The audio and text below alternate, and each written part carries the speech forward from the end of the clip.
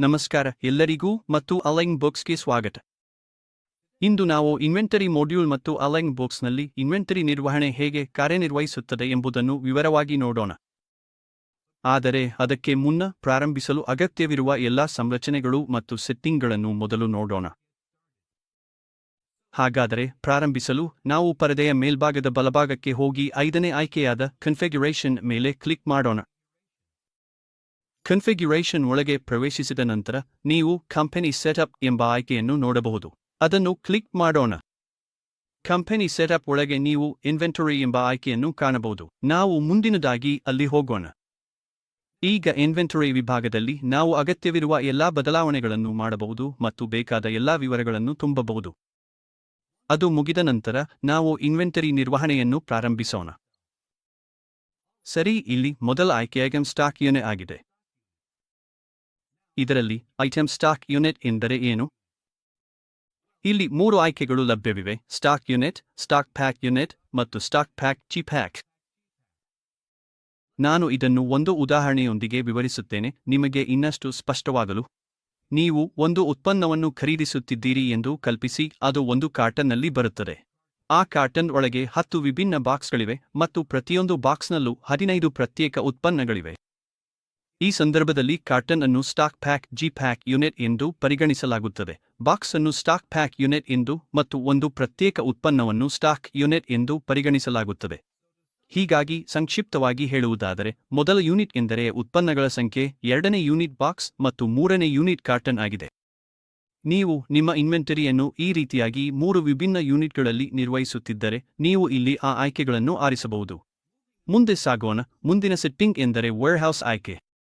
ನೀವು ಅನೇಕ ಗೋದಾಮುಗಳನ್ನು ನಿರ್ವಹಿಸುತ್ತಿದ್ದರೆ ಮತ್ತು ಪ್ರತಿ ಗೋದಾಮಿನಲ್ಲಿ ವಿಭಿನ್ನ ರೀತಿಯ ಉತ್ಪನ್ನಗಳನ್ನು ಇಡುತ್ತಿದ್ದರೆ ಈ ಸೆಟ್ಟಿಂಗ್ ನಿಮಗಾಗಿ ನಾವು 2 ಆಯ್ಕೆಗಳನ್ನು ಒದಗಿಸಿದ್ದೇವೆ: ಡಾಕ್ಯುಮೆಂಟ್ ಲೆವೆಲ್ ಮತ್ತು ಲೈನ್ ಲೆವೆಲ್.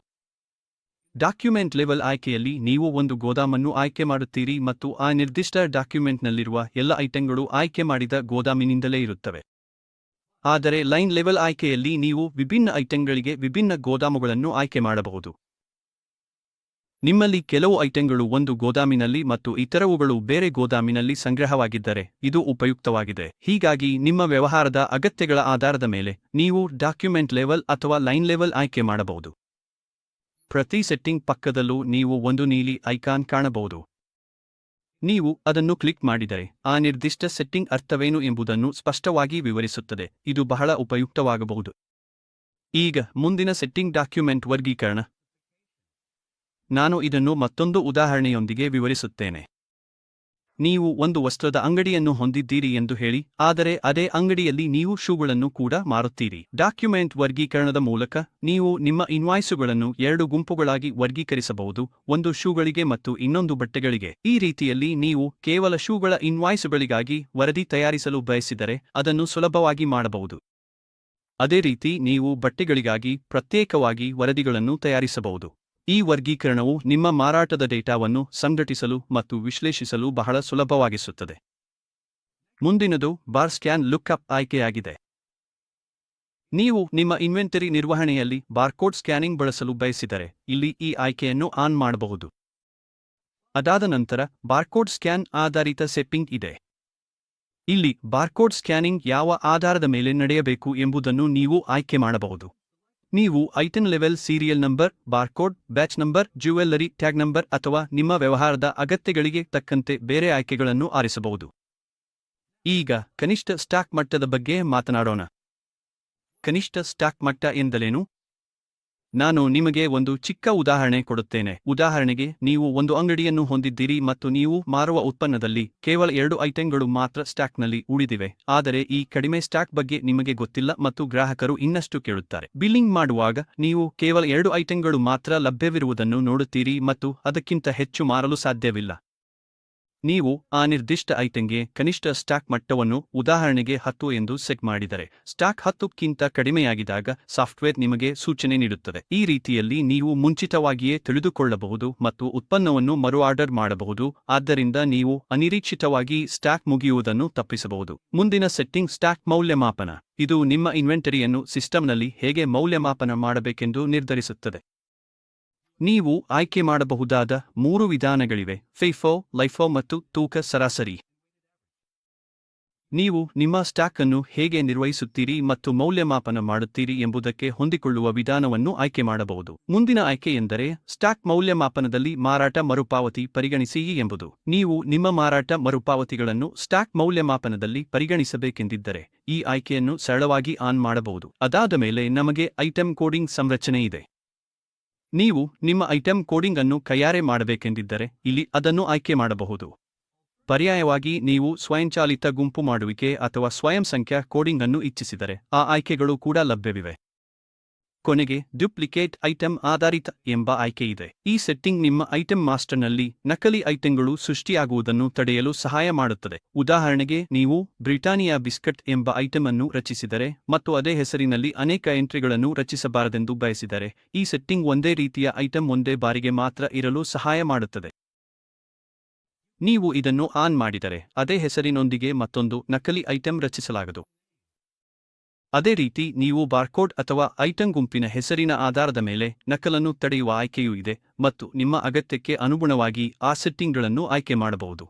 ಮುಂದೆ ನಾವು ಐಟಂ ಆಯ್ಕೆ ಬಗ್ಗೆ ನೋಡೋಣ. ಇಲ್ಲಿ ನೀವು ಐಟಂ ಅನ್ನು ಹೇಗೆ ಆಯ್ಕೆ ಮಾಡಬೇಕು ಎಂಬುದನ್ನು ನಿರ್ಧರಿಸಬಹುದು. ಅದು ಐಟಂ ಮಟ್ಟದಲ್ಲಿ ಇರಬಹುದು ಅಥವಾ ಗುಂಪು ಮಟ್ಟದಲ್ಲಿಯೂ ಇರಬಹುದು. ನಿಮ್ಮ ವ್ಯವಹಾರದ ಅಗತ್ಯಕ್ಕೆ ತಕ್ಕಂತೆ ನೀವು ಯಾವುದೇ ಆಯ್ಕೆಯನ್ನು ಸರಳವಾಗಿ ಆಯ್ಕೆ ಮಾಡಬಹುದು. ಮುಂದೆ ಸೆಪರೇಟ್ ಪ್ರಿಂಟ್ ಡಿಸ್ಕ್ರಿಪ್ಷನ್ ಎಂಬ ಆಯ್ಕೆ ಇದೆ.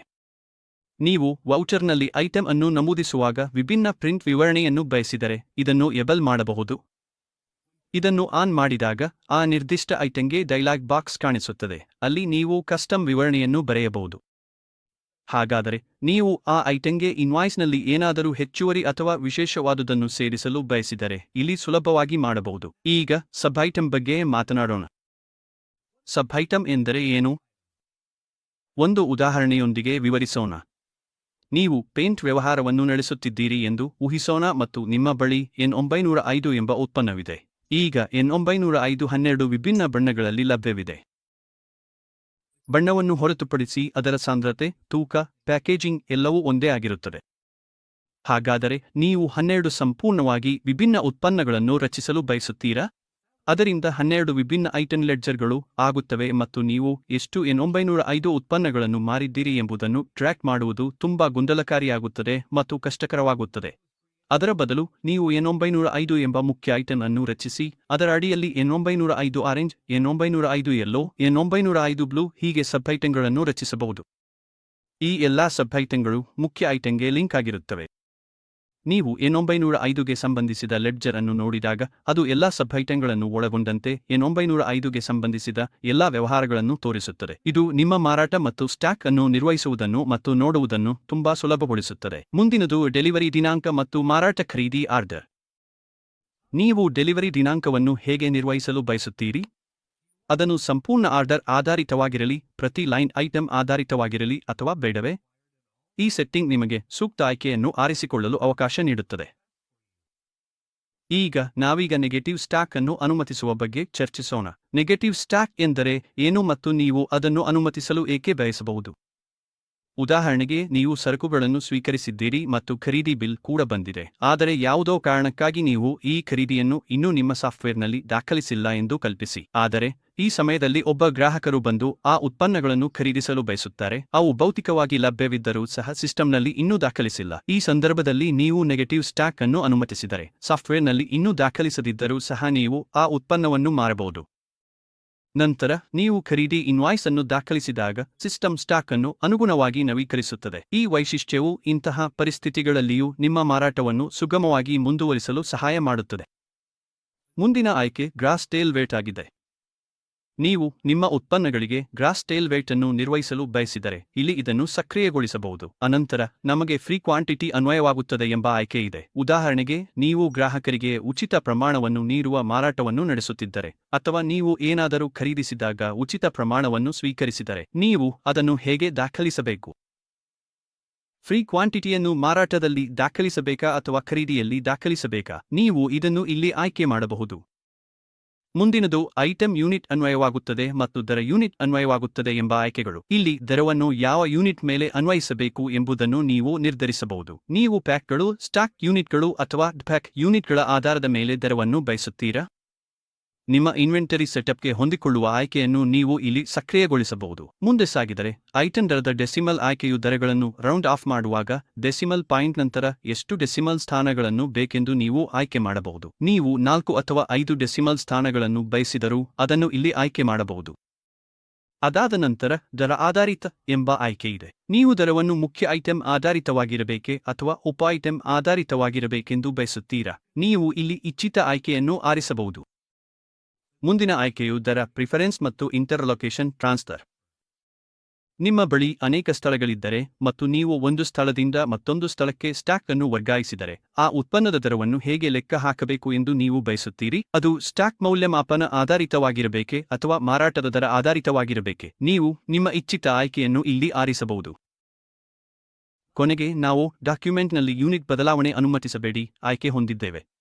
ಡಾಕ್ಯುಮೆಂಟ್ನಲ್ಲಿ ಯೂನಿಟ್ ನಮೂದಿಸಿದ ನಂತರ ಬದಲಾಯಿಸಬಾರದೆಂದು ಬಯಸಿದರೆ ಈ ಆಯ್ಕೆ ಸಕ್ರಿಯಗೊಳಿಸಿ ಬದಲಾವಣೆ ತಡೆಯಬಹುದು. ಮುಂದಿನದು ಡಿಸ್ಪ್ಯಾಚ್ ಅನ್ನು ಚಲಾನ್ ಆಗಿ ಪರಿಗಣಿಸಿ ಇನ್ವಾಯ್ಸ್ ಆಗಿ ಅಲ್ಲ ಎಂಬ ಆಯ್ಕೆ. ನೀವು ನಿಮ್ಮ ಡಿಸ್ಪ್ಯಾಚ್ ಶೀಟ್ ಅನ್ನು ಇನ್ವಾಯ್ಸ್ ಬದಲು ಚಲಾನ್ ಆಗಿ ಪರಿಗಣಿಸಬೇಕೆಂದಿದ್ದರೆ ಈ ಆಯ್ಕೆಯನ್ನು ಸರಳವಾಗಿ ಆನ್ ಮಾಡಬಹುದು. ಮುಂದೆ ಸಾಗಿದರೆ ನಾವು ಬಿಲ್ಲಿಂಗ್ನಲ್ಲಿ ಬಂಡಲ್ ವಿವರಗಳನ್ನು ತೋರಿಸಿ ಎಂಬ ಆಯ್ಕೆಯನ್ನು ಹೊಂದಿದ್ದೇವೆ. ಹಾಗಾದರೆ ಬಂಡಲ್ ವಿವರಗಳು ಎಂದರೇನು?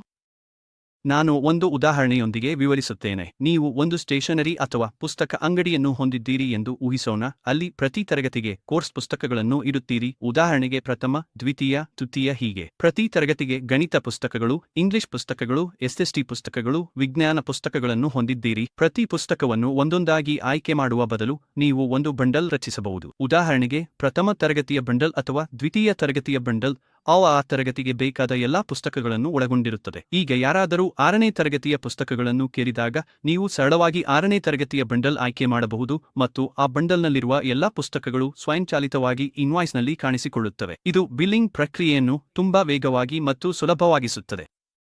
ನೀವು ಬಂಡಲ್ ವಿವರಗಳು ಬಿಲ್ಲಿಂಗ್ನಲ್ಲಿ ತೋರಬೇಕೆಂದಿದ್ದರೆ ಈ ವೈಶಿಷ್ಟ್ಯವನ್ನು ಆನ್ ಮಾಡಿ. ಮುಂದಿನ ಆಯ್ಕೆಯೆಂದರೆ ಸ್ಟಾಕ್ ಮೌಲ್ಯವನ್ನು ಬ್ಯಾಲೆನ್ಸ್ ಶೀಟ್ನಲ್ಲಿ ತೋರಿಸುವುದು.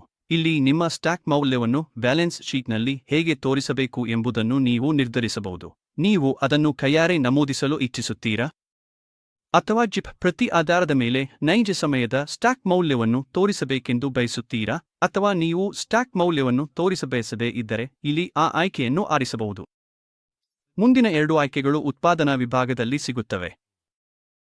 ಈಗ ಇನ್ವೆಂಟರಿ ಡಾಕ್ಯುಮೆಂಟ್ ಕಸ್ಟಮ್ ಫೀಲ್ಡ್ಗಳ ಕಡೆಗೆ ಹೋಗೋಣ. ನೀವು ನಿಮ್ಮ ಇನ್ವೆಂಟರಿ ಡಾಕ್ಯುಮೆಂಟ್ಗಳಲ್ಲಿ ಯಾವುದೇ ಕಸ್ಟಮ್ ಫೀಲ್ಡ್ಗಳನ್ನು ಸೇರಿಸಲು ಬಯಸಿದರೆ ಇಲ್ಲಿ ಅವುಗಳನ್ನು ರಚಿಸಬಹುದು. ನಾವು 5 ವಿಭಿನ್ನ ಕಸ್ಟಮ್ ಫೀಲ್ಡ್ಗಳನ್ನು ಒದಗಿಸುತ್ತೇವೆ. ನೀವು ಅದನ್ನು ಸಕ್ರಿಯಗೊಳಿಸಲು ಬೇಕಾದರೆ ರಿಕ್ವೈರ್ಡ್ ಮೇಲೆ ಕ್ಲಿಕ್ ಮಾಡಬೇಕು. ನಂತರ ಕ್ಯಾಪ್ಷನ್ ನಮೂದಿಸಿ. ಅದು ಸ್ಟ್ರಿಂಗ್, ನ್ಯೂಮೆರಿಕ್, ಕರೆನ್ಸಿ ಅಥವಾ ದಿನಾಂಕ ಫೀಲ್ಡ್ ಆಗಿರಬಹುದೆಂದು ಆಯ್ಕೆ ಮಾಡಿ. ಇದೇ ರೀತಿಯಲ್ಲಿ ಐಟಂ ಮಾಸ್ಟರ್ ಕಸ್ಟಮ್ ಫೀಲ್ಡ್ ಕೂಡ ಇದೆ. ನೀವು ನಿಮ್ಮ ಐಟಂ ಮಾಸ್ಟರ್ ದಾಖಲೆಗಳಿಗೆ ಕೂಡ ಇದೇ ರೀತಿಯಲ್ಲಿ ಕಸ್ಟಮ್ ಫೀಲ್ಡ್ಗಳನ್ನು ಸೇರಿಸಬಹುದು. ಮುಂದಿನದು ಐಟಂ ಎಕ್ಸ್ಟೆಂಡೆಡ್ ಪ್ರಾಪರ್ಟಿ. ಇದು ಸಂರಚನೆಯ ಬಹುಮುಖ್ಯ ಭಾಗವಾಗಿದೆ. ಬ್ಯಾಚ್ ವೈಸ್ ಇನ್ವೆಂಟರಿನಿಂದ ಪ್ರಾರಂಭಿಸೋಣ. ನಿಮ್ಮ ಉತ್ಪನ್ನಗಳಿಗೆ ತಯಾರಿಕಾ ಅಥವಾ ಅವಧಿ ಮುಗಿಯುವ ದಿನಾಂಕಗಳು ಅಗತ್ಯವಿರುವ ವ್ಯವಹಾರಗಳಿಗೆ ಬ್ಯಾಚ್ ವೈಸ್ ಇನ್ವೆಂಟರಿ ನಿರ್ವಹಿಸುವುದು ಅತ್ಯಂತ ಅಗತ್ಯ. ಇದು ಪ್ರತಿಯೊಂದು ಉತ್ಪನ್ನದ ಬ್ಯಾಚ್ ಮತ್ತು ಅದರ ಅವಧಿ ಮುಗಿಯುವ ದಿನಾಂಕವನ್ನು ಸುಲಭವಾಗಿ ಟ್ರ್ಯಾಕ್ ಮಾಡಲು ಸಹಾಯ ಮಾಡುತ್ತದೆ. ಆದ್ದರಿಂದ ನೀವು ಇದನ್ನು ಆನ್ ಮಾಡಬೇಕು.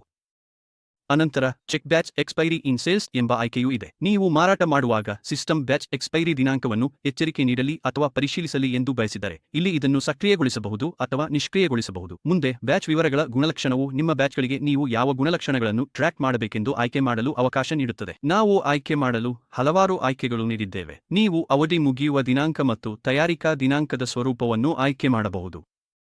ಈ ದಿನಾಂಕಗಳನ್ನು ನಮೂದಿಸಲು ನಿಮಗೆ ಯಾವ ಸ್ವರೂಪ ಬೇಕೋ ಅದನ್ನು ಆಯ್ಕೆ ಮಾಡಿ. ಅದು ದಿನ, ತಿಂಗಳು, ವರ್ಷ ಅಥವಾ ಕೇವಲ ತಿಂಗಳು ಮತ್ತು ವರ್ಷವಾಗಿರಬಹುದು. ಚೆಕ್ ಬ್ಯಾಚ್ ಬ್ಯಾಲೆನ್ಸ್ ಎಂಬ ಆಯ್ಕೆಯೂ ಇದೆ. ಇದು ಮಾರಾಟ ಮಾಡುವಾಗ ನಿರ್ದಿಷ್ಟ ಬ್ಯಾಚ್ಗೆ ಲಭ್ಯವಿರುವ ಶೇಷವನ್ನು ಪರಿಶೀಲಿಸಲು ನಿಮಗೆ ಅವಕಾಶ ನೀಡುತ್ತದೆ. ಹೀಗಾಗಿ ಆ ಬ್ಯಾಚ್ನಲ್ಲಿ ಎಷ್ಟು ಸ್ಟಾಕ್ ಉಳಿದಿದೆ ಎಂಬುದನ್ನು ಯಾವಾಗಲೂ ತಿಳಿದುಕೊಳ್ಳಬಹುದು. ಇದೀಗ ಐಟಂ ಸೀರಿಯಲ್ ನಂಬರ್ ಟ್ರ್ಯಾಕಿಂಗ್ ಕಡೆಗೆ ಸಾಗೋಣ. ಅಲೈನ್ ಬುಕ್ಸ್ನಲ್ಲಿ ನೀವು ಸೀರಿಯಲ್ ನಂಬರ್ ಮೂಲಕವೂ ಇನ್ವೆಂಟರಿ ನಿರ್ವಹಿಸಬಹುದು. ಉದಾಹರಣೆಗೆ, ಮೊಬೈಲ್ ಫೋನ್ ಐಎನ್ಐ ಮೂಲಕ ಇನ್ವೆಂಟರಿಯನ್ನು ಟ್ರ್ಯಾಕ್ ಮಾಡುತ್ತವೆ ಮತ್ತು ವಾಹನಗಳು ಬ್ಯಾಟರಿ, ಚಾಸಿಸ್ ಅಥವಾ ಯಂತ್ರಗಳ ಮೂಲಕ ಟ್ರ್ಯಾಕ್ ಮಾಡುತ್ತವೆ. ಈ ರೀತಿಯ ಸೀರಿಯಲ್ ನಂಬರ್ ಟ್ರ್ಯಾಕಿಂಗ್ ನಿಮ್ಮ ಸ್ಟಾಕ್ ಅನ್ನು ನಿಖರವಾಗಿ ನಿರ್ವಹಿಸಲು ಸಹಾಯ ಮಾಡುತ್ತದೆ. ಅನಂತರ ಸೀರಿಯಲ್ ಅಟ್ರಿಬ್ಯೂಟ್ ಬಳಸಿ ಎಂಬ ಆಯ್ಕೆ ಇದೆ. ನೀವು ಯಾವ ರೀತಿಯ ಸೀರಿಯಲ್ ನಂಬರ್ ಗುಣಲಕ್ಷಣವನ್ನು ಬಳಸಬೇಕೆಂದು ನಿರ್ಧರಿಸಬಹುದು. ಅದು ಸರಳ ಸೀರಿಯಲ್ ನಂಬರ್ ಆಗಿರಬಹುದು, ಲಾಟ್ ನಂಬರ್ ಆಗಿರಬಹುದು ಅಥವಾ ಐಟಂ ಪ್ರಾಪರ್ಟಿ ಆಗಿರಬಹುದು. ನೀವು ಇದನ್ನು ಇಲ್ಲಿ ಆಯ್ಕೆ ಮಾಡಬಹುದು. ಮುಂದೆ ಸೀರಿಯಲ್ ವಿವರ ನಮೂದು ಇದೆ. ನೀವು ಸೀರಿಯಲ್ ಸಂಖ್ಯೆಯನ್ನು ಸಾಮಾನ್ಯವಾಗಿ ಒಂದೊಂದಾಗಿ ಅಥವಾ ಶ್ರೇಣಿಗಳಲ್ಲಿ ನಮೂದಿಸಬೇಕೆಂದು ಆಯ್ಕೆ ಮಾಡಬಹುದು. ಸೀರಿಯಲ್ ಜನರೇಷನ್ ಆಧಾರಿತ ಆಯ್ಕೆಯಲ್ಲಿ ಸೀರಿಯಲ್ ಸಂಖ್ಯೆಗಳು ಸಿಸ್ಟಂನಿಂದ ಸ್ವಯಂಚಾಲಿತವಾಗಿ ರಚಿಸಬೇಕೆ ಅಥವಾ ನೀವು ಕೈಯಾರೆ ರಚಿಸಬೇಕೆಂದು ನಿರ್ಧರಿಸಬಹುದು. ಎರಡೂ ಆಯ್ಕೆಗಳು ಲಭ್ಯವಿವೆ. ನೀವು ಸೀರಿಯಲ್ ಜನರೇಷನ್ ಅಂಕೆಯನ್ನು ಆಯ್ಕೆ ಮಾಡಬಹುದು, ಅಂದರೆ ನೀವು ಸ್ವತಃ ಸೀರಿಯಲ್ ಸಂಖ್ಯೆಯನ್ನು ರಚಿಸಲು ಬಯಸಿದರೆ ಪ್ರತಿ ಸೀರಿಯಲ್ ಸಂಖ್ಯೆಯಲ್ಲಿ ಎಷ್ಟು ಅಂಕೆಗಳು ಇರಬೇಕು ಎಂದು ನಿರ್ಧರಿಸಬಹುದು. ಕೊನೆಗೆ ಸೀರಿಯಲ್ ಬ್ಯಾಲೆನ್ಸ್ ಪರಿಶೀಲನೆ ಎಂಬ ಆಯ್ಕೆ ಇದೆ. ಬಿಲ್ಲಿಂಗ್ ಸಮಯದಲ್ಲಿ ಸೀರಿಯಲ್ ಸಂಖ್ಯೆಗಳ ಬ್ಯಾಲೆನ್ಸ್ ಪರಿಶೀಲಿಸಲು ನೀವು ಬಯಸಿದರೆ ಈ ಆಯ್ಕೆಯನ್ನು ಆನ್ ಮಾಡಬಹುದು. ಮುಂದಿನ ಆಯ್ಕೆ ಸೀರಿಯಲ್ ಐಎಂಇ ಫೈಲ್ ಮಾರಾಟ ದರ ಮತ್ತು ಮರ್ಪ್. ನೀವು ನಿಮ್ಮ ಸ್ಟಾಕ್ ಅನ್ನು ಸೀರಿಯಲ್ ಆಧಾರಿತವಾಗಿಯೇ ಅಥವಾ ಐಎಂಇ ಫೈಲ್ ಆಧಾರಿತವಾಗಿಯೇ ನಿರ್ವಹಿಸಲು ಬಯಸುತ್ತೀರಾ? ಪ್ರತಿ ಸೀರಿಯಲ್ ಅಥವಾ ಐಎಂಇಗೆ ಮಾರಾಟದ ದರ ಮತ್ತು ಮರ್ಪ್ ಅನ್ನು ಟ್ರ್ಯಾಕ್ ಮಾಡಲು ಈ ಆಯ್ಕೆಯನ್ನು ಇಲ್ಲಿ ಆನ್ ಮಾಡಬಹುದು. ಅನಂತರ ಇನ್ವಾರ್ಡ್ನಲ್ಲಿ ಡ್ಯೂಪ್ಲಿಕೇಟ್ ಸೀರಿಯಲ್ ಪರಿಶೀಲನೆ ಎಂಬ ಆಯ್ಕೆ ಇದೆ. ಕೆಲವೊಮ್ಮೆ ಉತ್ಪನ್ನಗಳನ್ನು ಖರೀದಿಸುವಾಗ ತಪ್ಪಾಗಿ ಡ್ಯೂಪ್ಲಿಕೇಟ್ ಸೀರಿಯಲ್ ಸಂಖ್ಯೆಗಳು ನಮೂದಾಗಬಹುದು. ಇದನ್ನು ತಡೆಯಲು ಈ ಆಯ್ಕೆಯನ್ನು ಆನ್ ಮಾಡಿದರೆ ಸ್ಟಾಕ್ ಇನ್ವಾರ್ಡ್ ಸಮಯದಲ್ಲಿ ವ್ಯವಸ್ಥೆ ಯಾವುದೇ ಡ್ಯೂಪ್ಲಿಕೇಟ್ ಸೀರಿಯಲ್ ಸಂಖ್ಯೆಯನ್ನು ಅನುಮತಿಸುವುದಿಲ್ಲ. ಮುಂದಿನದು ಸೀರಿಯಲ್ ಫೀಲ್ಡ್ಗಳ ಸಂಖ್ಯೆ. ನೀವು ಎಷ್ಟು ಸೀರಿಯಲ್ ನಂಬರ್ ಫೀಲ್ಡ್ಗಳನ್ನು ಬೇಕೆಂದು ಆಯ್ಕೆ ಮಾಡಬಹುದು, 1, 2 ಅಥವಾ 3. ಉದಾಹರಣೆಗೆ, ಮೊಬೈಲ್ ಅಂಗಡಿಗಳು ಸಾಮಾನ್ಯವಾಗಿ ಪ್ರತಿ ಸಾಧನಕ್ಕೂ 2 ಐಎಂಇ ಸಂಖ್ಯೆಗಳ ಮೂಲಕ ಇನ್ವೆಂಟರಿಯನ್ನು ನಿರ್ವಹಿಸುತ್ತವೆ, ಆದ್ದರಿಂದ ಅವರು 2 ಸೀರಿಯಲ್ ಫೀಲ್ಡ್ಗಳನ್ನು ಆಯ್ಕೆ ಮಾಡುತ್ತಾರೆ. ಅನಂತರ ಲೈನ್ ಲೆವೆಲ್ ಐಚ್ಛಿಕ ಬಾರ್ಕೋಡ್ ಬಳಸಿ ಎಂಬ ಆಯ್ಕೆಯು ಬರುತ್ತದೆ. ನೀವು ಲೈನ್ ಐಟಂ ಮಟ್ಟದಲ್ಲಿ ಬಾರ್ಕೋಡ್ ಟ್ರ್ಯಾಕಿಂಗ್ ಅನ್ನು ಸಕ್ರಿಯಗೊಳಿಸಲು ಬಯಸಿದರೆ ಇದನ್ನು ಆನ್ ಮಾಡಿ. ಮುಂದಿನದು ಐಟಂ ಡಾಕ್ಯುಮೆಂಟ್ ವಿವರ ಗುಣಲಕ್ಷಣವನ್ನು ನಮೂದಿಸಿ. ಇದು ಮುಖ್ಯವಾಗಿ ಗಾರ್ಮೆಂಟ್ ವ್ಯವಹಾರಗಳಲ್ಲಿ ಬಳಸಲಾಗುತ್ತದೆ. ಅಲ್ಲಿ ಖರೀದಿಗಳನ್ನು ಸಮೂಹವಾಗಿ ನಮೂದಿಸಲಾಗುತ್ತದೆ, ಆದರೆ ಪ್ರತಿಯೊಂದು ಉಡುಪಿಗೆ ಬಿಲ್ ಮಾಡಲಾಗುತ್ತದೆ. ನಿಮ್ಮ ವ್ಯವಹಾರ ಪ್ರಕ್ರಿಯೆಗೆ ಯಾವುದು ಸೂಕ್ತವೋ ಅದನ್ನು ಆಯ್ಕೆ ಮಾಡಲು ಇಲ್ಲಿ ವಿವಿಧ ಆಯ್ಕೆಗಳು ಇವೆ. ಅದನ್ನು ಅನುಸರಿಸಿ ಬಾರ್ಕೋಡ್ ಇನ್ವಾರ್ಡ್ ಅಟ್ವಾರ್ಡ್ ಮಾನ್ಯತೆ ಪರಿಶೀಲನೆ ಇದೆ. ನೀವು ಸ್ಟಾಕ್ ಇನ್ವಾರ್ಡ್ ಅಥವಾ ಅಟ್ವಾರ್ಡ್ ಸಮಯದಲ್ಲಿ ಬಾರ್ಕೋಡ್ಗಳನ್ನು ಪರಿಶೀಲಿಸಲು ಬಯಸುತ್ತೀರಾ? ನೀವು ನಕಲಿ ಬಾರ್ಕೋಡ್ಗಳು, ಸ್ಟಾಕ್ ಬ್ಯಾಲೆನ್ಸ್ 2 ಅಥವಾ ಪರಿಶೀಲನೆ ಅಗತ್ಯವಿಲ್ಲದಿದ್ದರೆ ಅದನ್ನು ನಿಷ್ಕ್ರಿಯಗೊಳಿಸುವ ಆಯ್ಕೆಯನ್ನು ಆರಿಸಬಹುದು. ಮುಂದೆ ಡೈಮೆನ್ಷನ್ ವಿವರ ನಮೂದಿಸಿ ಎಂಬ ಆಯ್ಕೆ ಇದೆ. ನೀವು ಉತ್ಪನ್ನದ ಉದ್ದ, ಅಗಲ, ಎತ್ತರದಂತಹ ಆಯಾಮಗಳನ್ನು ನಮೂದಿಸಲು ಬಯಸಿದರೆ ಇದನ್ನು ಸಕ್ರಿಯಗೊಳಿಸಿ ಪ್ರತಿಯೊಂದು ಐಟಂಗೆ ಆ ವಿವರಗಳನ್ನು ತುಂಬಬಹುದು. ಈಗ ಮಾರಾಟ ಪರಿಗಣನೆ ದಿನ ಮತ್ತು ಮಾರಾಟ ಸ್ಟಾಕ್ ದಿನ ಬಗ್ಗೆ ಮಾತನಾಡೋಣ. ಇದು ಮೆಟೀರಿಯಲ್ ರಿಕ್ವಿಜಿಷನ್ ಪ್ಲಾನಿಂಗ್ ಅಥವಾ ಮರ್ಪ್ ಭಾಗವಾಗಿದೆ. ನಾನು ಉದಾಹರಣೆಯೊಂದರೊಂದಿಗೆ ವಿವರಿಸುತ್ತೇನೆ. ಉದಾಹರಣೆಗೆ, ನೀವು ಬಟ್ಟೆ ವ್ಯಾಪಾರ ನಡೆಸುತ್ತಿದ್ದೀರಿ ಎಂದು ಊಹಿಸೋಣ ಮತ್ತು ನವೆಂಬರ್ನಲ್ಲಿ ನೀವು 30 ಶಾಲ್ಗಳನ್ನು ಮಾರಿದ್ದೀರಿ. ಇದನ್ನು ಆಧರಿಸಿ ಅಲೆಗ್ ಬುಕ್ಸ್ ಡಿಸೆಂಬರ್ನಲ್ಲಿಯೂ ನೀವು ಸುಮಾರು 30 ಶಾಲ್ಗಳನ್ನು ಮಾರುತ್ತೀರಿ ಎಂದು ಊಹಿಸುತ್ತದೆ. ಆದರೆ ಪ್ರಸ್ತುತ ನಿಮ್ಮ ಬಳಿ ಕೇವಲ 12 ಶಾಲ್ಗಳು ಮಾತ್ರ ಸ್ಟಾಕ್ನಲ್ಲಿ ಇವೆ. ಅಂದಿನ ಅವಶ್ಯಕತೆ ಪೂರೈಸಲು ಇನ್ನೂ 18 ಶಾಲ್ಗಳನ್ನು ಖರೀದಿಸಬೇಕೆಂದು ಸಿಸ್ಟಮ್ ನಿಮಗೆ ಎಚ್ಚರಿಸುತ್ತದೆ. ಈ ಪೂರ್ವಾನುಮಾನವನ್ನು ನೀವು ಮರ್ಪ್ ಟ್ರೆಂಡ್ ವರದಿಯಲ್ಲಿ ನೋಡಬಹುದು. ಇದು ಇನ್ವೆಂಟರಿ ಯೋಜನೆಯನ್ನು ಬಹಳ ಸುಲಭಗೊಳಿಸುತ್ತದೆ. ಮುಂದಿನದು ಉಪ ಐಟಂ ಪ್ರತ್ಯೇಕ ಸ್ಟಾಕ್ ಪರಿಶೀಲನೆ. ನೀವು ಉಪ ಐಟಂಗಳ ಸ್ಟಾಕ್ ಅನ್ನು ಪ್ರತ್ಯೇಕವಾಗಿ ಟ್ರ್ಯಾಕ್ ಮಾಡಲು ಬಯಸಿದರೆ ಈ ಆಯ್ಕೆಯನ್ನು ಸಕ್ರಿಯಗೊಳಿಸಬಹುದು. ಅದಾದ ನಂತರ ಬ್ರ್ಯಾಂಡ್ ಆಧಾರಿತ ಉತ್ಪನ್ನ ನಿರ್ವಹಣೆ ಇದೆ. ನೀವು ಒಂದೇ ಉತ್ಪನ್ನವನ್ನು ಹಲವಾರು ಬ್ರ್ಯಾಂಡ್ಗಳಿಂದ ಖರೀದಿಸುತ್ತಿದ್ದರೆ ಇದನ್ನು ಸಕ್ರಿಯಗೊಳಿಸಿ ಐಟಂಗಳನ್ನು ರಚಿಸುವಾಗ ಅವುಗಳಿಗೆ ಬ್ರ್ಯಾಂಡ್ಗಳನ್ನು ನಿಯೋಜಿಸಬಹುದು. ಮುಂದೆ ಪ್ರಿಸ್ಕ್ರಿಪ್ಷನ್ ನಿರ್ವಹಣೆ ಗ್ರಾಹಕರಿಗೆ ಪುನರಾವರ್ತ ಆದೇಶಗಳು ಅಥವಾ ಪಿಕ್ ಅಂಡ್ ಪ್ಯಾಕ್ ಸೂಚನೆಗಳನ್ನು ಹೊಂದಿಸಲು ಉಪಯುಕ್ತವಾಗಿದೆ. ನೀವು ಯಾವುದೇ ಗ್ರಾಹಕರಿಗೆ ಅನ್ವಯಿಸುವ ಸಾಮಾನ್ಯ ಪ್ರಿಸ್ಕ್ರಿಪ್ಷನ್ಗಳನ್ನು ಅಥವಾ ನಿರ್ದಿಷ್ಟ ಗ್ರಾಹಕರಿಗೆ ಪಾರ್ಟಿ ಆಧಾರಿತ ಪ್ರಿಸ್ಕ್ರಿಪ್ಷನ್ಗಳನ್ನು ರಚಿಸಬಹುದು. ಅದಾದ ನಂತರ ಐಟಂ ಡಾಕ್ಯುಮೆಂಟ್ ಅಟ್ರಿಬ್ಯೂಟ್ ಇದೆ. ಸಾಮಾನ್ಯವಾಗಿ ಗಾರ್ಮೆಂಟ್ ವ್ಯವಹಾರಗಳಲ್ಲಿ ಬಳಸಲಾಗುತ್ತದೆ. ನೀವು ನಿಮ್ಮ ಡಾಕ್ಯುಮೆಂಟ್ಗಳಿಗೆ ಬಣ್ಣ, ಲಿಂಗ, ಗಾತ್ರ ಅಥವಾ ಇತರ ಕಸ್ಟಮ್ ಅಟ್ರಿಬ್ಯೂಟ್ಗಳನ್ನು ರಚಿಸಬಹುದು. ನೀವು ಅಟ್ರಿಬ್ಯೂಟ್ ಪ್ರಕಾರವನ್ನು ಆಯ್ಕೆ ಮಾಡಿ, ಉದಾಹರಣೆಗೆ ಸ್ವಯಂ, ಸ್ಥಳ ಅಥವಾ ಗ್ರಾಹಕ ಸಂಬಂಧಿತವಾಗಿರಬಹುದು ಮತ್ತು ಇದನ್ನು ಇಲ್ಲಿ ಸೇರಿಸಬಹುದು. ಮುಂದೆ ಸ್ಥಿರ ಆಸ್ತಿ ಹಸ್ತಾಂತರ ಅಟ್ರಿಬ್ಯೂಟ್ ನಿಮಗೆ ಸ್ಥಿರ ಆಸ್ತಿಗಳಿಗೆ ಕಸ್ಟಮ್ ಅಟ್ರಿಬ್ಯೂಟ್ಗಳನ್ನು ರಚಿಸಲು ಅವಕಾಶ ನೀಡುತ್ತದೆ. ಇವುಗಳನ್ನು ಸ್ಥಿರ ಆಸ್ತಿ ಮಾಯುನ್ನಲ್ಲಿ ಬಳಸಲಾಗುತ್ತದೆ. ಇದನ್ನು ಪ್ರತ್ಯೇಕವಾಗಿ ವಿವರವಾಗಿ ವಿವರಿಸಲಾಗುತ್ತದೆ. ಮುಂದೆ ಐಟಂ ಮಾಸ್ಟರ್ ಅಟ್ರಿಬ್ಯೂಟ್ ಇದೆ. ನಿಮ್ಮ ಐಟಂ ಮಾಸ್ಟರ್ನಲ್ಲಿ ಡಿಫಾಲ್ಟ್ ಆಗಿ ಇಲ್ಲದ ಹೆಚ್ಚುವರಿ ಕ್ಷೇತ್ರಗಳು ಬೇಕಾದರೆ ಇಲ್ಲಿ 5 ಕಸ್ಟಮ್ ಅಟ್ರಿಬ್ಯೂಟ್ಗಳನ್ನು ರಚಿಸಬಹುದು. ಇದೇ ರೀತಿ ಸಬ್ಐಟಂ ಮಾಸ್ಟರ್ ಅಟ್ರಿಬ್ಯೂಟ್ ಗೂ ಅನ್ವಯಿಸುತ್ತದೆ. ನೀವು ನಿಮ್ಮ ಸಬ್ಐಟಂಗಳಿಗೆ ಕಸ್ಟಮ್ ಕ್ಷೇತ್ರಗಳನ್ನು ಸೇರಿಸಬಹುದು. ಕೊನೆಗೆ ಸೇವೆ ವಿಭಾಗ ಇದೆ. ನೀವು ಸೇವೆಗಳನ್ನು ಒದಗಿಸಿ ಗ್ರಾಹಕರಿಗೆ ಸರ್ವಿಸ್ ಕಾರ್ಡ್ಗಳನ್ನು ನೀಡುತ್ತಿದ್ದರೆ ಎಲ್ಲಾ ಸಂಬಂಧಿತ ಸಂರಚನೆಗಳು ಇಲ್ಲಿ ಇವೆ. ನೀವು ಸೇವೆ ನೀಡಿದ ದಿನಾಂಕವನ್ನು ದಾಖಲಿಸಲು ಇನ್ಪುಟ್ ಸರ್ವಿಸ್ ಡೇಟ್ ಮತ್ತು ಸೇವೆ ಎಲ್ಲಿಗೆ ನೀಡಲಾಗಿದೆ ಎಂಬುದನ್ನು ಟ್ರ್ಯಾಕ್ ಮಾಡಲು ಸರ್ವಿಸ್ ಲೊಕೇಶನ್ ಎಂಬ ಆಯ್ಕೆಗಳನ್ನು ಸಕ್ರಿಯಗೊಳಿಸಬಹುದು. ಮುಂದೆ ವಿವರಣೆಗಳಿವೆ. ನೀವು ನಿಮ್ಮ ಸರ್ವಿಸ್ ಕಾರ್ಡ್ಗೆ ವಿವರಣೆಗಳನ್ನು ಸೇರಿಸಲು ಬಯಸಿದರೆ ಅವುಗಳನ್ನು ಇಲ್ಲಿ ರಚಿಸಬಹುದು. 5 ವಿಭಿನ್ನ ವಿವರಣೆ ಆಯ್ಕೆಗಳು ಲಭ್ಯವಿವೆ. ಮುಖ್ಯವಾದುದು, ಯಾವುದೇ ಬದಲಾವಣೆಗಳನ್ನು ಮಾಡಿದ ನಂತರ ಅಥವಾ ಡೇಟಾ ನಮೂದಿಸಿದ ನಂತರ ಯಾವಾಗಲೂ ಉಳಿಸಿ ಕ್ಲಿಕ್ ಮಾಡಿ. ಉಳಿಸುವುದು ಕಡ್ಡಾಯ.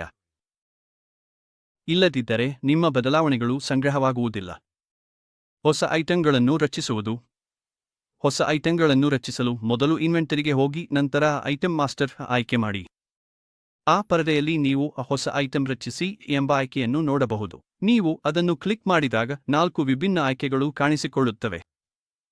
ಇನ್ವೆಂಟರಿ, ಇದು ನೀವು ಮಾರಾಟ ಮಾಡಲು ಮತ್ತು ಲಾಭ ಪಡೆಯಲು ಖರೀದಿಸುವ ಭೌತಿಕ ಉತ್ಪನ್ನಗಳನ್ನು ಸೂಚಿಸುತ್ತದೆ. ಈ ಐಟಂಗಳಿಗೆ ನೀವು ಸ್ಟಾಕ್ ನಿರ್ವಹಿಸಬೇಕಾಗುತ್ತದೆ ಮತ್ತು ಅವು ನಿಮ್ಮ ಹಣಕಾಸು ವರದಿಗಳ ಮೇಲೆ ಪರಿಣಾಮ ಬೀರುತ್ತವೆ. ನಾನ್ ಇನ್ವೆಂಟರಿ, ಇವು ನೀವು ಖರೀದಿಸುವ ಉತ್ಪನ್ನಗಳು ಆದರೆ ಲಾಭಕ್ಕಾಗಿ ಮಾರಾಟ ಮಾಡುವುದಿಲ್ಲ. ಉದಾಹರಣೆಗೆ, ನಿಮ್ಮ ವ್ಯವಹಾರದಲ್ಲಿ ಬಳಸುವ ಕಂಪ್ಯೂಟರ್ಗಳು, ಲ್ಯಾಪ್ಟಾಪ್ಗಳು ಅಥವಾ ಪ್ರಿಂಟರ್ಗಳು ನಾನ್ ಇನ್ವೆಂಟರಿ ಐಟಂಗಳಾಗಿವೆ. ಸೇವೆ, ನೀವು ಸೇವೆಗಳನ್ನು ಒದಗಿಸಿ ಅವುಗಳಿಗೆ ಬಿಲ್ ಹಾಕುತ್ತಿದ್ದರೆ ಇಲ್ಲಿ ಸೇವಾ ಐಟಂಗಳನ್ನು ರಚಿಸಿ. ಬಂಡಲ್, ಬಂಡಲ್ ಎಂದರೆ ಒಂದೇ ಗುಂಪಿನಲ್ಲಿ ಸೇರಿಸಲಾದ ಐಟಂಗಳ ಸಮೂಹ. ಇದರಲ್ಲಿ ಇನ್ವೆಂಟರಿ, ನಾನ್ ಇನ್ವೆಂಟರಿ ಅಥವಾ ಸೇವೆಗಳು ಇರಬಹುದು. ಉದಾಹರಣೆಗೆ, ನೀವು ಸ್ಟೇಷನರಿ ಅಥವಾ ಪುಸ್ತಕ ಅಂಗಡಿ ಹೊಂದಿದ್ದರೆ ನೀವು ಪ್ರತ್ಯೇಕ ಪುಸ್ತಕಗಳನ್ನು ಅಥವಾ ಮೊದಲ ತರಗತಿಯ ಗಣಿತ, ವಿಜ್ಞಾನ, ಇಂಗ್ಲಿಷ್ ಮುಂತಾದ ಪುಸ್ತಕಗಳ ಬಂಡಲ್ ಅನ್ನು ಮಾರಬಹುದು. ಬಂಡಲ್ ಆಯ್ಕೆ ಮಾಡಿದರೆ ಆ ಎಲ್ಲಾ ಪುಸ್ತಕಗಳು ಐಟಂ ಪಟ್ಟಿಯಲ್ಲಿ ಸ್ವಯಂಚಾಲಿತವಾಗಿ ಸೇರಿಸಲಾಗುತ್ತದೆ. ಐಟಂ ರಚನೆ, ಫಾರ್ಮ್ ವಿವರಗಳು. ಐಟಂ ಪ್ರಕಾರವನ್ನು ಆಯ್ಕೆ ಮಾಡಿದ ನಂತರ ನೀವು ಐಟಂ ವಿವರಗಳನ್ನು ನಮೂದಿಸಬೇಕು. ಐಟಂ ಚಿತ್ರ, ನಿಮ್ಮ ಉತ್ಪನ್ನದ ಚಿತ್ರವನ್ನು ಇಲ್ಲಿ ಅಪ್ಲೋಡ್ ಮಾಡಿ. ಐಚ್ಛಿಕ ಹೆಸರು, ಐಟಂನ ಹೆಸರನ್ನು ನಮೂದಿಸಿ. ಕೋಡ್, ನಿಮ್ಮ ಬಳಿ ಇದ್ದರೆ ಐಟಂಗೆ ವಿಶಿಷ್ಟ ಕೋಡ್ ಅನ್ನು ನಮೂದಿಸಿ. ನೀವು ಇದನ್ನು ಖಾಲಿ ಬಿಡಿದರೆ ಅಲೈನ್ ಬುಕ್ಸ್ ಸ್ವಯಂಚಾಲಿತವಾಗಿ ಒಂದು ಕೋಡ್ ಅನ್ನು ರಚಿಸುತ್ತದೆ. ಅಡಿಗೂಡು, ನೀವು ನಿಮ್ಮ ಇನ್ವೆಂಟರಿಯನ್ನು ಗುಂಪುಗಳಾಗಿ ವಿಂಗಡಿಸಿದ್ದರೆ ಇಲ್ಲಿ ಸೂಕ್ತ ಗುಂಪನ್ನು ಆಯ್ಕೆ ಮಾಡಿ. ಉದಾಹರಣೆಗೆ, ಒಂದು ಗ್ರಾಸರಿ ಅಂಗಡಿಯಲ್ಲಿ ನೀವು ಗ್ರಾಸರಿ, ವೈಯಕ್ತಿಕ ಸ್ವಚ್ಛತೆ, ಸ್ಟೇಷನರಿ ಮತ್ತು ಗೃಹೋಪಯೋಗಿ ವಸ್ತುಗಳು ಎಂಬಂತಹ ಗುಂಪುಗಳನ್ನು ಹೊಂದಿರಬಹುದು. ಗುಂಪನ್ನು ಆಯ್ಕೆ ಮಾಡುವುದು ನಿಮಗೆ ಐಟಂಗಳನ್ನು ಸುಲಭವಾಗಿ ಫಿಲ್ಟರ್ ಮತ್ತು ಟ್ರ್ಯಾಕ್ ಮಾಡಲು ಸಹಾಯ ಮಾಡುತ್ತದೆ. ವರ್ಗ, ನೀವು ಐಟಂಗಳನ್ನು ವರ್ಗೀಕರಿಸಿದ್ದರೆ ಸಂಬಂಧಿತ ವರ್ಗವನ್ನು ಆಯ್ಕೆ ಮಾಡಿ. ಬ್ರ್ಯಾಂಡ್, ನೀವು ಇನ್ವೆಂಟರಿಯನ್ನು ಬ್ರ್ಯಾಂಡ್ ಆಧಾರಿತವಾಗಿ ನಿರ್ವಹಿಸುತ್ತಿದ್ದರೆ ಇಲ್ಲಿ ಬ್ರ್ಯಾಂಡ್ ಅನ್ನು ಆಯ್ಕೆ ಮಾಡಿ. ಹೊಸ ಬ್ರ್ಯಾಂಡ್ ರಚಿಸಲು ಬ್ರ್ಯಾಂಡ್ ಡ್ರಾಪ್ ಡೌನ್ ಪಕ್ಕದಲ್ಲಿರುವ ಪ್ಲಸ್ ಚಿಹ್ನೆಯ ಐಕಾನ್ ಮೇಲೆ ಕ್ಲಿಕ್ ಮಾಡಿ. ಪ್ರಕಾರ, ಫಿನಿಶ್ಡ್ ಪ್ರಾಡಕ್ಟ್, ಉಪಯೋಗಿಸುವ ವಸ್ತು, ಕಚ್ಚಾ ವಸ್ತು, ಪ್ಯಾಕಿಂಗ್ ವಸ್ತು, ಕಸದ ವಸ್ತು, ಅರ್ಧಪೂರ್ಣ ಉತ್ಪನ್ನ, ವ್ಯಾಪಾರದ ವಸ್ತು, ಆಮದು ಮಾಡಿದ ಆಸ್ತಿ, ಹೊಂದಿರುವ ಸೇವೆ ಅಥವಾ ಬಾಮ್ ಆಧಾರಿತ ಐಟಂ ಎಂಬ ಆಯ್ಕೆಗಳಿಂದ ಉತ್ಪನ್ನದ ಪ್ರಕಾರವನ್ನು ಆಯ್ಕೆ ಮಾಡಿ. ಘಟಕ, ನೀವು ಸ್ಟಾಕ್ ಘಟಕಗಳನ್ನು ಹೇಗೆ ನಿರ್ವಹಿಸುತ್ತೀರಿ ಎಂಬುದನ್ನು ಆಯ್ಕೆ ಮಾಡಿ. ಸ್ಟಾಕ್ ಘಟಕ, ಸ್ಟಾಕ್ ಪ್ಯಾಕ್ ಘಟಕ ಅಥವಾ ಸ್ಟಾಕ್ ಪ್ಯಾಕ್ ಘಟಕ. ಉದಾಹರಣೆಗೆ, ನೀವು ಸ್ಟಾಕ್ ಪ್ಯಾಕ್ ಘಟಕವನ್ನು ಆಯ್ಕೆ ಮಾಡಿದರೆ ನೀವು 2 ಘಟಕಗಳನ್ನು ನಮೂದಿಸಬೇಕು. ಪೀಸ್ಗಳು ಮತ್ತು ಕಿಲೋಗ್ರಾಂಗಳು. 1 ಕಿಲೋಗ್ರಾಂನಲ್ಲಿ 12 ಪೀಸ್ಗಳು ಇದ್ದರೆ 12 ಅನ್ನು ನಮೂದಿಸಿ. ಬಾರ್ಕೋಡ್, ನಿಮ್ಮ ಉತ್ಪನ್ನಕ್ಕೆ ಬಾರ್ಕೋಡ್ ಇದ್ದರೆ ಅದನ್ನು ಇಲ್ಲಿ ನಮೂದಿಸಿ. ಸ್ವಯಂ ಬಾರ್ಕೋಡ್, ಸೀರಿಯಲ್ ಪ್ರಿಫಿಕ್ಸ್ಡ್. ಅಗತ್ಯವಿದ್ದರೆ ಸ್ವಯಂ ಉತ್ಪಾದಿತ ಬಾರ್ಕೋಡ್ ಅಥವಾ ಸೀರಿಯಲ್ ಪ್ರಿಫಿಕ್ಸ್ ವಿವರಗಳನ್ನು ಇಲ್ಲಿ ನಮೂದಿಸಿ. ಪ್ಯಾಕೆಟ್ ಬಾರ್ಕೋಡ್, ಪ್ಯಾಕೆಟ್ಗೆ ಬಾರ್ಕೋಡ್ ಅನ್ವಯಿಸಿದರೆ ಅದನ್ನು ಇಲ್ಲಿ ನಮೂದಿಸಿ. ಉಪವಸ್ತು, ನಿಮ್ಮ ಉತ್ಪನ್ನದಲ್ಲಿ ಉಪವಸ್ತುಗಳು, ಘಟಕಗಳು ಅಥವಾ ವಿಭಿನ್ನ ರೂಪಗಳು ಇದ್ದರೆ ಈ ಆಯ್ಕೆಯನ್ನು ಸಕ್ರಿಯಗೊಳಿಸಿ. ಇಲ್ಲದಿದ್ದರೆ ಇದನ್ನು ಆಫ್ನಲ್ಲೇ ಇರಿಸಿ. ಜಿಎಸ್ಟಿ ಇನ್ಪುಟ್ ಲಭ್ಯವಿಲ್ಲ. ನೀವು ವ್ಯವಹಾರ ಬಳಕೆಗೆ ಅಲ್ಲದ ವಸ್ತುವನ್ನು ಖರೀದಿಸಿದರೆ ಅದಕ್ಕೆ ಜಿಎಸ್ಟಿ ಇನ್ಪುಟ್ ಹಕ್ಕು ಪಡೆಯಲು ಸಾಧ್ಯವಿಲ್ಲ. ಈ ಸಂದರ್ಭದಲ್ಲಿ ಜಿಎಸ್ಟಿ ಇನ್ಪುಟ್ ಲಭ್ಯವಿಲ್ಲ ಎಂಬ ಆಯ್ಕೆಯನ್ನು ಆನ್ ಮಾಡಿ. ಹೀಗಾಗಿ ಈ ವಸ್ತುವಿನ ಜಿಎಸ್ಟಿ ನಿಮ್ಮ ಜಿಎಸ್ಟಿ ವರದಿಯಲ್ಲಿ ಸೇರಿಸಲಾಗದು. ಬಾರ್ಕೋಡ್ ಮುದ್ರಣ. ಈ ವಸ್ತುವಿಗೆ ಬಾರ್ಕೋಡ್ ಮುದ್ರಿಸಲು ಬಯಸಿದರೆ ಬಾರ್ಕೋಡ್ ಮುದ್ರಣ ಆಯ್ಕೆಯನ್ನು ಸಕ್ರಿಯಗೊಳಿಸಿ. ಜಿಎಸ್ಟಿ ವರ್ಗೀಕರಣ ಎಚ್ಎಸ್ಎನ್ ಅಥವಾ ಎಸ್ಎಸ್ಸಿ. ಎಚ್ಎಸ್ಎನ್ ಕೋಡ್ಗಳು ಭೌತಿಕ ವಸ್ತುಗಳಿಗಾಗಿ, ಎಸ್ಎಸ್ಸಿ ಕೋಡ್ಗಳು ಸೇವೆಗಳಿಗಾಗಿ. ನಿಮ್ಮ ಉತ್ಪನ್ನ ಅಥವಾ ಸೇವೆಗೆ ಸಂಬಂಧಿಸಿದ ಎಚ್ಎಸ್ಎನ್ ಅಥವಾ ಎಸ್ಎಸ್ಸಿ ಕೋಡ್ ನಮೂದಿಸಿ ಮತ್ತು ಅದಕ್ಕೆ ಸಂಬಂಧಿಸಿದ ತೆರಿಗೆ ಕೋಡ್ ಆಯ್ಕೆ ಮಾಡಿ. ಸರಕುಪಟ್ಟಿ ಮತ್ತು ಇ-ವೇ ಬಿಲ್ ವಿವರಣೆ. ನಿಮ್ಮ ಈ ಸರಕುಪಟ್ಟಿ ಅಥವಾ ಇ-ವೇ ಬಿಲ್ಲಿನಲ್ಲಿ ವಿಭಿನ್ನ ವಿವರಣೆ ಕಾಣಬೇಕೆಂದಿದ್ದರೆ ಆ ವಿವರಣೆಯನ್ನು ಇಲ್ಲಿ ನಮೂದಿಸಿ. ಮಾರಾಟ ವಿವರಗಳು. ವಿವರಣೆ. ವಸ್ತುವಿನ ಹೆಸರಿಗಿಂತ ವಿಭಿನ್ನ ಮಾರಾಟ ವಿವರಣೆಯನ್ನು ಬಯಸಿದರೆ ಅದನ್ನು ಇಲ್ಲಿ ನಮೂದಿಸಿ. ಮಾರಾಟ ಜಿಎಲ್ ಸಾಮಾನ್ಯ ಲೆಡ್ಜರ್. ಈ ವಸ್ತುವಿನ ಮಾರಾಟವನ್ನು ಯಾವ ಖಾತೆಗೆ ದಾಖಲಿಸಬೇಕು ಎಂಬುದನ್ನು ಆಯ್ಕೆ ಮಾಡಿ. ಬೆಲೆ ನಿಗದಿ ಆಯ್ಕೆಗಳು. ನೀವು ಇಲ್ಲಿ ಬೆಲೆ ವಿವರಗಳನ್ನು ನಮೂದಿಸಬಹುದು. ಉದಾಹರಣೆಗೆ ಎನ್ಆರ್ಪಿ, ಗರಿಷ್ಠ ಚಿಲ್ಲರೆ ಬೆಲೆ, ಕನಿಷ್ಠ ಬೆಲೆ, ಮಾರಾಟ ದರ, ಸಗಟು ದರ, ಡೀಲರ್ ದರ, ದರ ಘಟಕ, ರಿಯಾಯಿತಿ. ಈ ಬೆಲೆಗಳನ್ನು ಇಲ್ಲಿ ನಮೂದಿಸಿದರೆ ಖರೀದಿ ಸರಕುಪಟ್ಟಿಗಳಲ್ಲಿ ಮಾರಾಟದ ಸಮಯದಲ್ಲಿ ಪ್ರತಿಬಿಂಬಿಸಬಹುದು ಅಥವಾ ನಂತರ ನೀವು ಅವುಗಳನ್ನು ಸರಕುಪಟ್ಟಿಗಳಲ್ಲಿಯೇ ನೇರವಾಗಿ ನಮೂದಿಸಬಹುದು. ಸೂಚಿಸಲಾದ ವಸ್ತುಗಳು. ಈ ಆಯ್ಕೆಯ ಮೂಲಕ ನೀವು ಗ್ರಾಹಕರಿಗೆ ಸಂಬಂಧಿತ ವಸ್ತುಗಳನ್ನು ಸೂಚಿಸಿ ಮಾರಾಟವನ್ನು ಹೆಚ್ಚಿಸಬಹುದು. ಉದಾಹರಣೆಗೆ, ಗ್ರಾಹಕರು ಐಫೋನ್ ಖರೀದಿಸಿದರೆ ನೀವು ಪವರ್ ಬ್ಯಾಂಕ್, ಚಾರ್ಜರ್ ಅಥವಾ ಏರ್ಪಾಡ್ಸ್ಗಳಂತಹ ಆಕ್ಸೆಸರಿಗಳನ್ನು ಸೂಚಿಸಬಹುದು. ಇಂತಹ ಸಂಬಂಧಿತ ವಸ್ತುಗಳನ್ನು ಇಲ್ಲಿ ನಮೂದಿಸಿ ಅವುಗಳು ಮಾರಾಟದ ಸಮಯದಲ್ಲಿ ಸೂಚನೆಗಳಾಗಿ ಕಾಣಿಸಿಕೊಳ್ಳುತ್ತವೆ. ಖರೀದಿ ವಿವರಗಳು. ವಿವರಣೆ. ಅಗತ್ಯವಿದ್ದರೆ ವಿಭಿನ್ನ ಖರೀದಿ ವಿವರಣೆಯನ್ನು ನಮೂದಿಸಿ. ಖರೀದಿ ದರ. ಈ ವಸ್ತುವಿಗೆ ನೀವು ಪಾವತಿಸುವ ದರವನ್ನು ಇಲ್ಲಿ ನಮೂದಿಸಿ. ಮಾರ್ಜಿನ್. ನೀವು ವಿವಿಧ ಗ್ರಾಹಕ ಪ್ರಕಾರಗಳಿಗೆ, ಉದಾಹರಣೆಗೆ ಚಿಲ್ಲರೆ ವ್ಯಾಪಾರಿ, ಡೀಲರ್ ಮತ್ತು ಹೋಲ್ಸೇಲರ್ಗಳಿಗೆ ಮಾರ್ಜಿನ್ ಶೇಕಡಾವಾರು ನಿಗದಿಪಡಿಸಬಹುದು. ಉದಾಹರಣೆಗೆ, ನೀವು ಚಿಲ್ಲರೆ ವ್ಯಾಪಾರಿಗಳಿಗೆ 25% ಮಾರ್ಜಿನ್ ನಿಗದಿಪಡಿಸಿದರೆ ಮತ್ತು ನಿಮ್ಮ ಖರೀದಿ ಬೆಲೆ 200 ಆಗಿದ್ದರೆ ಚಿಲ್ಲರೆ ಮಾರಾಟ ಬೆಲೆ ಸ್ವಯಂಚಾಲಿತವಾಗಿ 200ಕ್ಕೆ 25% ಸೇರಿಸಿ ಲೆಕ್ಕ ಹಾಕಲಾಗುತ್ತದೆ. ನೀವು ಗ್ರಾಹಕ ಪ್ರೊಫೈಲ್ ರಚಿಸಿ ಅವರನ್ನು ಚಿಲ್ಲರೆ ವ್ಯಾಪಾರಿಯಾಗಿ ಗುರುತಿಸಿದಾಗ ಮಾರಾಟ ದರ ಈ ಮಾರ್ಜಿನ್ ಪ್ರಕಾರ ಸ್ವಯಂಚಾಲಿತವಾಗಿ ಹೊಂದಿಕೊಳ್ಳುತ್ತದೆ. ಸಂಗ್ರಹಣ ಸೆಟ್ಟಿಂಗ್ಗಳು. ವಸ್ತು ಕಾರ್ಯಪ್ರವಾಹ. ನಿಮ್ಮ ವ್ಯವಹಾರ ಅನುಸರಿಸುವ ಕಾರ್ಯಪ್ರವಾಹವನ್ನು ಆಯ್ಕೆ ಮಾಡಿ. ಬಹುತೇಕ ವ್ಯವಹಾರಗಳಿಗೆ ಸಾಮಾನ್ಯ. Garment fashion. ನೀವು ಗಾರ್ಮೆಂಟ್ ಆಯ್ಕೆ ಮಾಡಿದರೆ ವಸ್ತುವನ್ನು ಕಸ್ಟಮೈಸ್ ಮಾಡಲು ಗಾತ್ರ, ಬಣ್ಣ ಮತ್ತು ಲಿಂಗದಂತಹ ಹೆಚ್ಚುವರಿ ಆಯ್ಕೆಗಳು ಕಾಣಿಸಿಕೊಳ್ಳುತ್ತವೆ. ಆಭರಣ ವ್ಯವಹಾರಗಳಿಗೂ ವಿಶೇಷ ಕಾರ್ಯಪ್ರವಾಹಗಳು ಇರಬಹುದು. ಕನಿಷ್ಠ ಮಟ್ಟ. ನೀವು ವಸ್ತುವನ್ನು ಮರು ಆರ್ಡರ್ ಮಾಡಲು ಸೂಚನೆ ಪಡೆಯಲು ಬಯಸುವ ಕನಿಷ್ಠ ಸಂಗ್ರಹ ಮಟ್ಟವನ್ನು ನಿಗದಿಪಡಿಸಿ. ಗರಿಷ್ಠ ಮಟ್ಟ. ಹೆಚ್ಚು ತಡೆಯಲು ಗರಿಷ್ಠ ಮಟ್ಟವನ್ನು ನಿಗದಿಪಡಿಸಿ. ಇದು ನಾಶವಾಗುವ ಅಥವಾ ಸೀಮಿತ ವಸ್ತುಗಳಿಗೆ ಉಪಯುಕ್ತವಾಗಿದೆ. ಉದಾಹರಣೆಗೆ, ನೀವು ಕನಿಷ್ಠ ಮಟ್ಟವನ್ನು 10ಕ್ಕೆ ನಿಗದಿಪಡಿಸಿದರೆ ಮತ್ತು ನಿಮ್ಮ 10 ಅಥವಾ ಅದಕ್ಕಿಂತ ಕಡಿಮೆಯಾಗಿದ್ದರೆ ವ್ಯವಸ್ಥೆ ನಿಮಗೆ ಮರು ಆರ್ಡರ್ ಮಾಡಲು ಎಚ್ಚರಿಕೆ ನೀಡುತ್ತದೆ, ಹೀಗಾಗಿ ವಸ್ತು ಮುಗಿಯದಂತೆ ನೋಡಿಕೊಳ್ಳಬಹುದು. ಇದು ಗ್ರಾಹಕರು 4 ವಸ್ತುಗಳನ್ನು ಕೇಳಿದಾಗ ನೀವು ಕೇವಲ 2 ಪರಿಸ್ಥಿತಿಗಳನ್ನು ತಪ್ಪಿಸಲು. ನಿಮ್ಮ ವ್ಯವಹಾರದಲ್ಲಿ ಮೊಬೈಲ್ ಅಥವಾ ಎಲೆಕ್ಟ್ರಾನಿಕ್ಸ್ನಂತಹ ವಸ್ತುಗಳಿಗೆ ವಾರಂಟಿ ನೀಡುತ್ತಿದ್ದರೆ ಖರೀದಿ ಮತ್ತು ಮಾರಾಟ ಎರಡಕ್ಕೂ ವಾರಂಟಿ ಅವಧಿಯನ್ನು ತಿಂಗಳುಗಳಲ್ಲಿ ನಮೂದಿಸಬಹುದು. ಪ್ರತಿ ವಸ್ತುವಿಗೆ ವಾರಂಟಿ ಎಷ್ಟು ಕಾಲ ಇರುತ್ತದೆ ಎಂಬುದನ್ನು ಟ್ರ್ಯಾಕ್ ಮಾಡಲು ಇದು ಸಹಾಯ ಮಾಡುತ್ತದೆ. ಅದೇ ರೀತಿ ನೀವು ನಿಮ್ಮ ಇನ್ವೆಂಟರಿಯನ್ನು ರ್ಯಾಕ್ಗಳಲ್ಲಿ ವ್ಯವಸ್ಥಿತಗೊಳಿಸಿದ್ದರೆ ಪ್ರತಿ ವಸ್ತುವಿಗೆ ರ್ಯಾಕ್ ಅಥವಾ ಬಿನ್ ಸಂಖ್ಯೆಯನ್ನು ನಮೂದಿಸಬಹುದು. ಉದಾಹರಣೆಗೆ, ಫಾರ್ಮಾ ವ್ಯವಹಾರದಲ್ಲಿ ರ್ಯಾಕ್ ಬಿನ್ ನಮೂದಿಸುವುದರಿಂದ ನೀವು ಔಷಧಿಯನ್ನು ರಿಪೋರ್ಟ್ಸ್ನಲ್ಲಿ ಯಾವ ರ್ಯಾಕ್ನಲ್ಲಿ ಇದೆ ಎಂಬುದನ್ನು ತೋರಿಸಿ ತ್ವರಿತವಾಗಿ ಹುಡುಕಬಹುದು. ಫಾರ್ಮಾಸ್ಯೂಟಿಕಲ್ ಅಥವಾ ಆಹಾರ ಉತ್ಪನ್ನಗಳಂತಹ ಉತ್ಪಾದನಾ ಮತ್ತು ಅವಧಿ ಮುಗಿಯುವ ದಿನಾಂಕಗಳನ್ನು ಟ್ರ್ಯಾಕ್ ಮಾಡಬೇಕಾದ ವ್ಯವಹಾರಗಳಿಗೆ ನೀವು ಬ್ಯಾಚ್ ಆಧಾರಿತ ಇನ್ವೆಂಟರಿಯನ್ನು ಆನ್ ಮಾಡಬಹುದು. ಅದರ ಜೊತೆಗೆ ಪ್ರತಿ ಬ್ಯಾಚ್ಗೆ ಬೆಲೆ ನಿರ್ವಹಿಸಲು ಬ್ಯಾಚ್ ಆಧಾರಿತ ದರವನ್ನು ಸಕ್ರಿಯಗೊಳಿಸಬೇಕಾಗುತ್ತದೆ. ನಿಮ್ಮ ವ್ಯವಹಾರವು ಔಷಧಿಗಳೊಂದಿಗೆ ಸಂಬಂಧಪಟ್ಟಿದ್ದರೆ ನೀವು ಇಲ್ಲಿ ಔಷಧಿ ಪ್ರಕಾರವನ್ನು ಆಯ್ಕೆ ಮಾಡಬಹುದು. ಇಲ್ಲದಿದ್ದರೆ ನೀವು ಇದನ್ನು ಸಾಮಾನ್ಯವಾಗಿಯೇ ಬಿಡಬಹುದು. ಕೆಲವೊಮ್ಮೆ ಮೂಲ ವಸ್ತು ಸ್ಟಾಕ್ನಲ್ಲಿ ಇಲ್ಲದಿದ್ದಾಗ ಪರ್ಯಾಯ ವಸ್ತುವನ್ನು ಸೂಚಿಸಲು ನೀವು ಬಯಸಬಹುದು. ಈ ಸಂದರ್ಭದಲ್ಲಿ ಸಾಲ್ಟ್ ಆಯ್ಕೆಯು ಉಪಯುಕ್ತವಾಗುತ್ತದೆ. ಉದಾಹರಣೆಗೆ, ತಲೆನೋವಿನ ಔಷಧಿ ಲಭ್ಯವಿಲ್ಲದಿದ್ದರೆ ವ್ಯವಸ್ಥೆ ಪರ್ಯಾಯ ಔಷಧಿಯನ್ನು ಸೂಚಿಸಬಹುದು. ನೀವು ನಿಮ್ಮ ಸ್ಟಾಕ್ ವಸ್ತುಗಳನ್ನು ಸೀರಿಯಲ್ ಸಂಖ್ಯೆಗಳ ಮೂಲಕ ಟ್ರ್ಯಾಕ್ ಮಾಡಲು ಬಯಸಿದರೆ ಇದು ಮೊಬೈಲ್ ಅಥವಾ ವಾಹನ ವ್ಯವಹಾರಗಳಲ್ಲಿ ಸಾಮಾನ್ಯ. ನೀವು ಸೀರಿಯಲ್ ಟ್ರ್ಯಾಕಿಂಗ್ ಅನ್ನು ಆನ್ ಮಾಡಬಹುದು. ಪ್ರತಿ ವಸ್ತುವಿಗೆ ಒಂದೇ ದರವನ್ನು ಇಡಲು ನೀವು ಇಚ್ಛಿಸಿದರೆ ಬಹುಮುಖ ದರಗಳನ್ನು ಬಿಟ್ಟುಹೋಗುವ ಆಯ್ಕೆಯೂ ಇದೆ. ನೀವು ನಿಮ್ಮ ವ್ಯವಸ್ಥೆ ಸಂರಚನೆಯಲ್ಲಿ ಯಾವುದೇ ಕಸ್ಟಮ್ ಫೀಲ್ಡ್ಗಳು ಸೃಷ್ಟಿಸಿದ್ದರೆ ಅವು ಇಲ್ಲಿ ತೋರಿಸುತ್ತವೆ, ಆದ್ದರಿಂದ ನೀವು ಸಂಬಂಧಿತ ವಿವರಗಳನ್ನು ನಮೂದಿಸಬಹುದು. ಬಹಳಷ್ಟು ವಸ್ತುಗಳನ್ನು ಕೈಯಾರೆ ಸೃಷ್ಟಿಸುವುದು ಕಷ್ಟಕರವಾಗಬಹುದು, ಆದ್ದರಿಂದ ಇಲ್ಲಿ ಬಲ್ಕ್ ಇಂಪೋರ್ಟ್ ವೈಶಿಷ್ಟ್ಯವಿದೆ. ನೀವು ಎಕ್ಸೆಲ್ ಟೆಂಪ್ಲೇಟ್ ಡೌನ್ಲೋಡ್ ಮಾಡಿ, ನಿಮ್ಮ ವಸ್ತು ಮಾಹಿತಿಯನ್ನು ಭರ್ತಿ ಮಾಡಿ, ನಂತರ ಅದನ್ನು ಅಪ್ಲೋಡ್ ಮಾಡಿ ಎಲ್ಲಾ ವಸ್ತುಗಳನ್ನು ಸ್ವಯಂಚಾಲಿತವಾಗಿ ಸೃಷ್ಟಿಸಬಹುದು. ಮತ್ತೊಂದು ಉಪಯುಕ್ತ ವೈಶಿಷ್ಟ್ಯವೆಂದರೆ ಪಿಕ್ ಆಂಡ್ ಪ್ಯಾಕ್. ಇದು ಫಾರ್ಮಸಿಗಳಂತಹ ವ್ಯವಹಾರಗಳಿಗೆ ಅತ್ಯುತ್ತಮವಾಗಿದೆ, ಅಲ್ಲಿ ಗ್ರಾಹಕರು ನಿಯಮಿತವಾಗಿ ಅದೇ ಉತ್ಪನ್ನಗಳ ಸಮೂಹವನ್ನು ಅಗತ್ಯವಿರಿಸುತ್ತಾರೆ. ನೀವು ಪಿಕ್ ಅಂಡ್ ಪ್ಯಾಕ್ ಪಟ್ಟಿ ಗ್ರಾಹಕನಿಗೆ ಬೇಕಾದ ಎಲ್ಲಾ ವಸ್ತುಗಳನ್ನು ಒಳಗೊಂಡಂತೆ ಸೃಷ್ಟಿಸಬಹುದು. ನಂತರ ಅವರು ಖರೀದಿಸುವಾಗ ನೀವು ಆ ಪಟ್ಟಿಯನ್ನು ಆಯ್ಕೆ ಮಾಡಿದರೆ ಎಲ್ಲಾ ವಸ್ತುಗಳು ಸ್ವಯಂಚಾಲಿತವಾಗಿ ಇನ್ವಾಯ್ಸ್ಗೆ ಸೇರಿಸಲಾಗುತ್ತದೆ. ನೀವು ಪಿಕ್ ಅಂಡ್ ಪ್ಯಾಕ್ ಪಟ್ಟಿಗಳನ್ನು ಸಾಮಾನ್ಯವಾಗಿ ಯಾವುದೇ ಗ್ರಾಹಕ ಬಳಸಬಹುದಾದಂತೆ ಅಥವಾ ಪಾರ್ಟಿ ಆಧಾರಿತವಾಗಿ ನಿರ್ದಿಷ್ಟ ಗ್ರಾಹಕನಿಗೆ ನಿಯೋಜಿಸಿ ಸೃಷ್ಟಿಸಬಹುದು. ಕೆಲವೊಮ್ಮೆ ನೀವು ಸ್ವಲ್ಪ ಮಾತ್ರ ಭಿನ್ನವಾಗಿರುವ ಅನೇಕ ಸಮಾನ ವಸ್ತುಗಳನ್ನು ಹೊಂದಿರಬಹುದು, ಉದಾಹರಣೆಗೆ ಬಣ್ಣಗಳ ಶೇಡ್ಗಳು. ಪ್ರತಿ ವಸ್ತುವನ್ನು ಪ್ರತ್ಯೇಕವಾಗಿ ಸೃಷ್ಟಿಸುವ ಬದಲು ನೀವು ಒಂದು ಮುಖ್ಯ ವಸ್ತುವನ್ನು ಸೃಷ್ಟಿಸಿ ಅದರ ಅಡಿಯಲ್ಲಿ ಪ್ರತಿ ವಿಭಿನ್ನ ರೂಪಾಂತರಕ್ಕೆ ಉಪವಸ್ತುಗಳನ್ನು ಸೇರಿಸಬಹುದು. ಇದರಿಂದ ನಿರ್ವಹಣೆ ಸುಲಭವಾಗುತ್ತದೆ. ಕೊನೆಗೆ, ನಿಮ್ಮ ಇನ್ವೆಂಟರಿಯನ್ನು ನಿಖರವಾಗಿಡಲು ಸ್ಟಾಕ್ ಅಡ್ಜಸ್ಟ್ಮೆಂಟ್ ಆಯ್ಕೆಯು ನಿಮ್ಮ ಭೌತಿಕ ಸ್ಟಾಕ್ ಮತ್ತು ಆನ್ಲೈನ್ ಬಾಕ್ಸ್ನಲ್ಲಿ ದಾಖಲಾಗಿರುವ ಪ್ರಮಾಣದ ನಡುವಿನ ವ್ಯತ್ಯಾಸಗಳನ್ನು ಸರಿಪಡಿಸಲು ಸಹಾಯ ಮಾಡುತ್ತದೆ.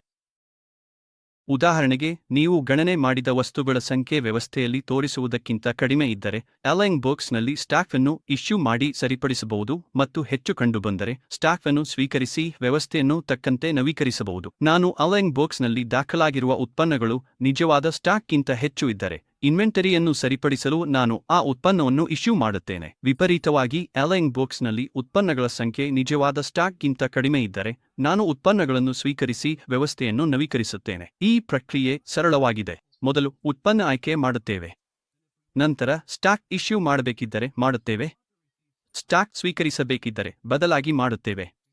ಉತ್ಪನ್ನದ ಬ್ಯಾಚ್ ಸಂಖ್ಯೆ ಆಯ್ಕೆ ಮಾಡಿ, ನಂತರ ಇಶ್ಯೂ ಅಥವಾ ರಿಸೀವ್ ಮಾಡುವುದನ್ನು ಆರಿಸಬೇಕು. ಒಮ್ಮೆ ಮುಗಿದ ಮೇಲೆ ನಾವು ಎಂಟ್ರಿಯನ್ನು ಉಳಿಸುತ್ತೇವೆ. ಹೀಗೆ ಸ್ಟಾಕ್ ಅಡ್ಜಸ್ಟ್ಮೆಂಟ್ ಪ್ರಕ್ರಿಯೆ ನಡೆಯುತ್ತದೆ. ಮುಂದಿನದು ಮೆಟೀರಿಯಲ್ ಇಶ್ಯೂ ವೈಶಿಷ್ಟ್ಯ. ನಾನು ಮಾರಾಟ ನಡೆಸುತ್ತಿದ್ದೇನೆ ಎಂದು ಊಹಿಸೋಣ. ಗ್ರಾಹಕರು 4ಕ್ಕಿಂತ ಹೆಚ್ಚು ಪೀಸ್ ಖರೀದಿಸಿದರೆ ಪೀಸ್ ಉಚಿತ ಸಿಗುತ್ತದೆ. ಉಚಿತ ಉತ್ಪನ್ನಗಳಿಗೆ ಖರೀದಿ ಇನ್ವಾಯ್ಸ್ಗಳನ್ನು ರಚಿಸಲು ಸಾಧ್ಯವಿಲ್ಲದ ಕಾರಣ ಸ್ಟಾಕ್ ಸರಿಹೊಂದಿಸಲು ಮೆಟೀರಿಯಲ್ ಇಶ್ಯೂ ಬಳಸುತ್ತೇನೆ. ಇಲ್ಲಿ ನಾನು ಇನ್ವೆಂಟರಿಯಿಂದ ಉಚಿತ ವಸ್ತುಗಳನ್ನು ಇಶ್ಯೂ ಮಾಡಬಹುದು, ಯಾರಿಗೆ ಇಶ್ಯೂ ಮಾಡಲಾಗಿದೆ ಸೇರಿಸಿ ಯಾವುದೇ ಟಿಪ್ಪಣಿಗಳನ್ನು ಸೇರಿಸಬಹುದು ಮತ್ತು ಉತ್ಪನ್ನ ಇಶ್ಯೂ ಮಾಡುವ ಮೊದಲು ಸಂಬಂಧಿತ ವಿವರಗಳನ್ನು ಭರ್ತಿ ಮಾಡಬಹುದು. ಇದೇ ರೀತಿ ಮೆಟೀರಿಯಲ್ ರಿಸೀವ್ ಇದೆ.